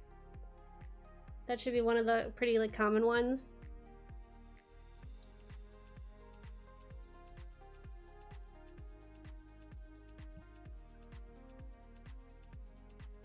Not what's up, dog? I should do that. Do like a dad joke one. That'd be funny. I still need to set up a command for like history fact or something. I think that would be a lot of fun.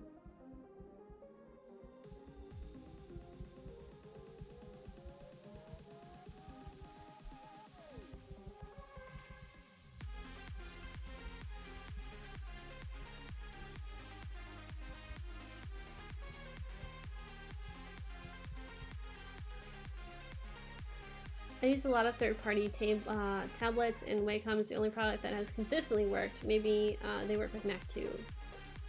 Yes, most bots still have it programmed in them before Twitch would show the time. Yeah, that's true. But yeah, like I would love to get a capture card to do stuff like play on my Switch, or even because we have a PS4, we have all that stuff. My husband likes to collect a lot of vintage consoles. I've never even played any Zelda game, really. Maybe a couple minutes of one. And I could even, technically, depending on what kind of capture card it is, I could even set it up and do cat cam someday. That would be fun.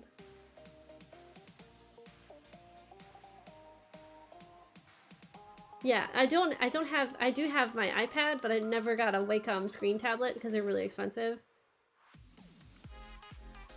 No, it's not that vintage.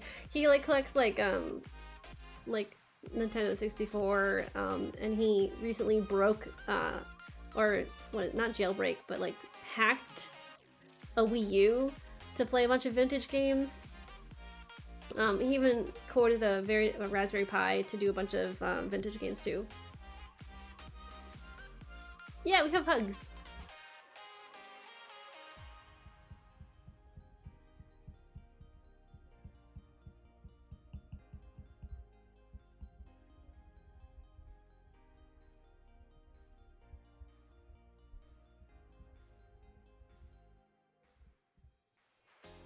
But yeah, technology is such a like touchy thing, especially when it comes to streaming, because I can't guarantee that it's gonna work, and it would suck if it didn't work.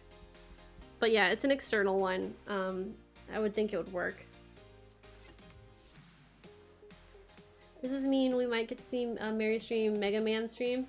I've never played most of those vintage games. The only thing I was playing that was considered vintage is vintage PC games, because my dad, when I was a little girl, would build PCs. So I got to play like games that like are really old on PC, but we never had like consoles and stuff at home up until the first PlayStation. I think it was the first or second, and I played some games on that along with Kingdom Hearts. I have many strong feelings about Kingdom Hearts. I would consider that as now becoming more of a vintage game. They've been going on way too long.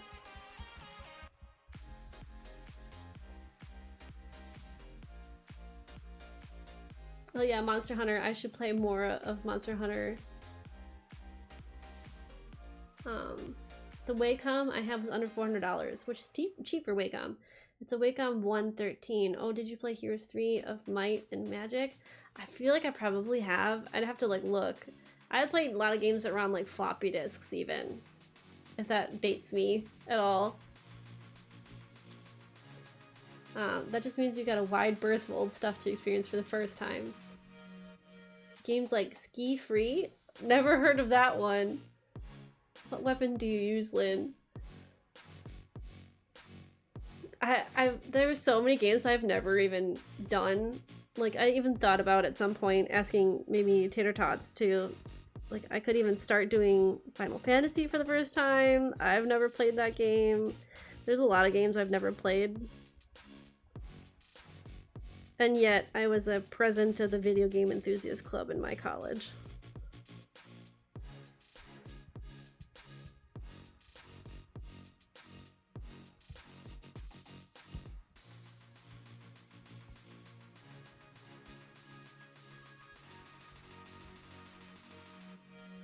The old skiing PC game. Why does that sound familiar? I must have. If it's familiar to me, then I probably have played something like that. Floppy disk, don't you mean the save icon? No, Mashi. Gosh. That's the main downfall of Mac, is that it's not gamer friendly. Yeah, it really isn't. I do have Boot Camp on my Mac, so I do have a Windows side that I haven't updated in forever, and I don't want to like open it up and then have to wait for the Windows version of updating everything, which takes forever, and multiple restarts. I can't do that. That's just too exhausting. Presently, what the game dropped in my hands, I made my character, logged in, and was going to play it with a friend, and then Genshin was released and we started playing that instead.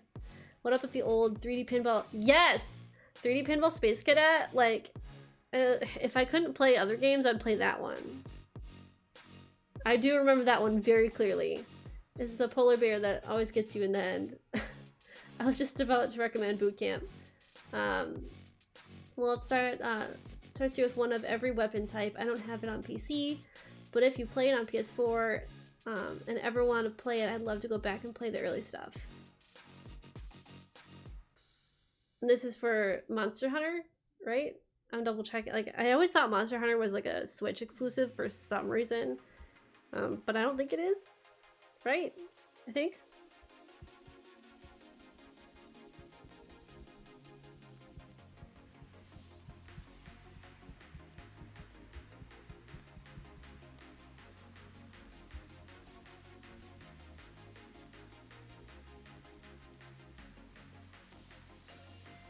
C. It's not. It's exclusive. It's not exclusive to Switch. Okay. Because it always looks like a lot of fun. Like, I like doing those kind of collection / survival games. I think those are a lot of fun.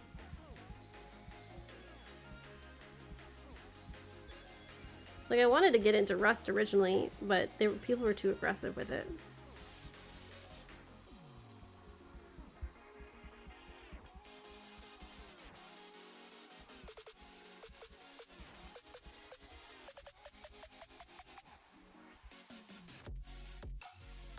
Monster Hunter Worlds is on PC. Okay.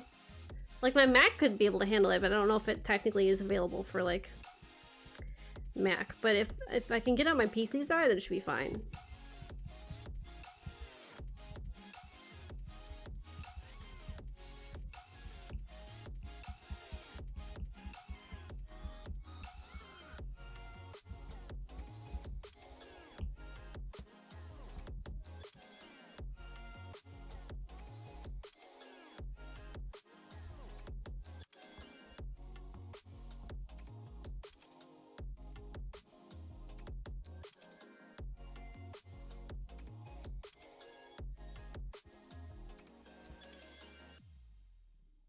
Rust had a major crash happen recently. Oh, I didn't know that. I wasn't trying to get into Rust at all. People are more aggressive than ever. Monster Hunter was originally for a PS2 game, I think, and eventually sequels moved over to mostly handhelds, and the world was a return to consoles. And later got a PC port. Or Rise with be exclusive to Switch on the console side, but come out on PC a while later on. That's what I heard.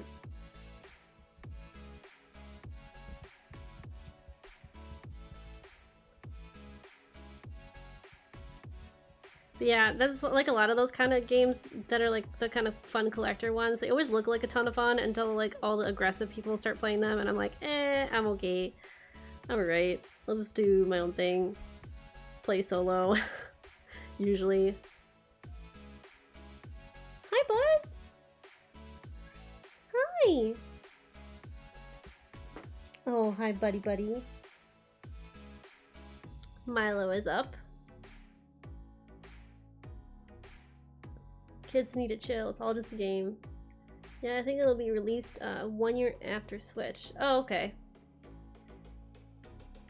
We definitely got more than enough time.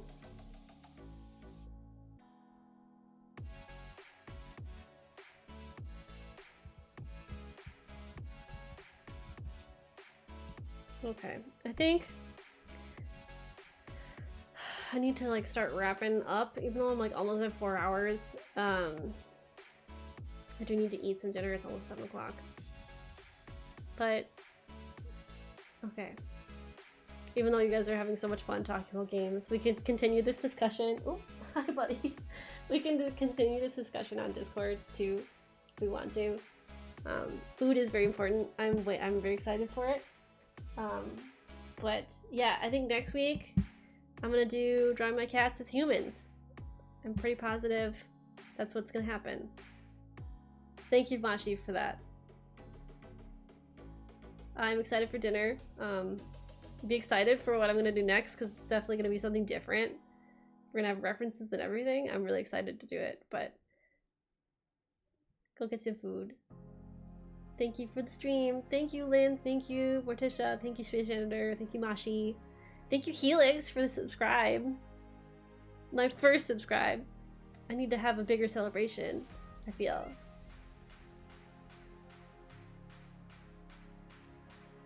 Yes, that was exciting. I'll have to see if there's anyone available to raid. I'm always up for suggestions. My tongue is tied. I am hungry.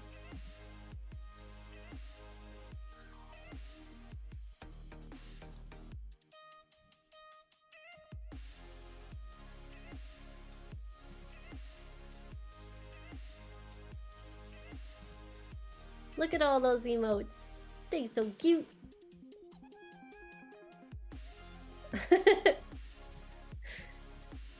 Okay, let's see.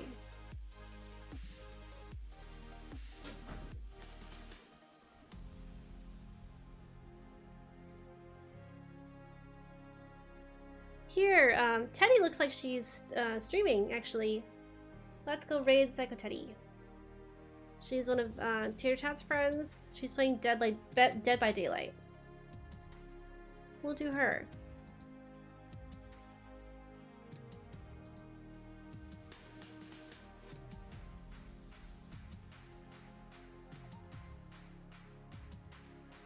Let's go!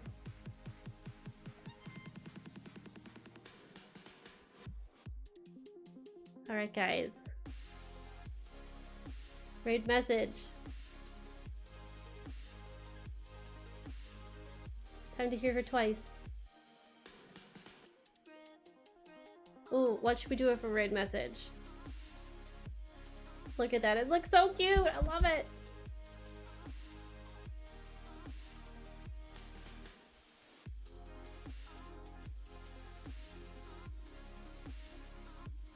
I'm always so bad at coming up with raid messages.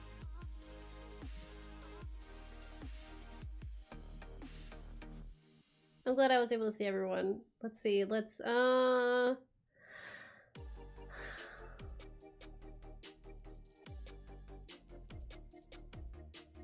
we're gonna do, let's see. Yeah, I know. I need to come up with one.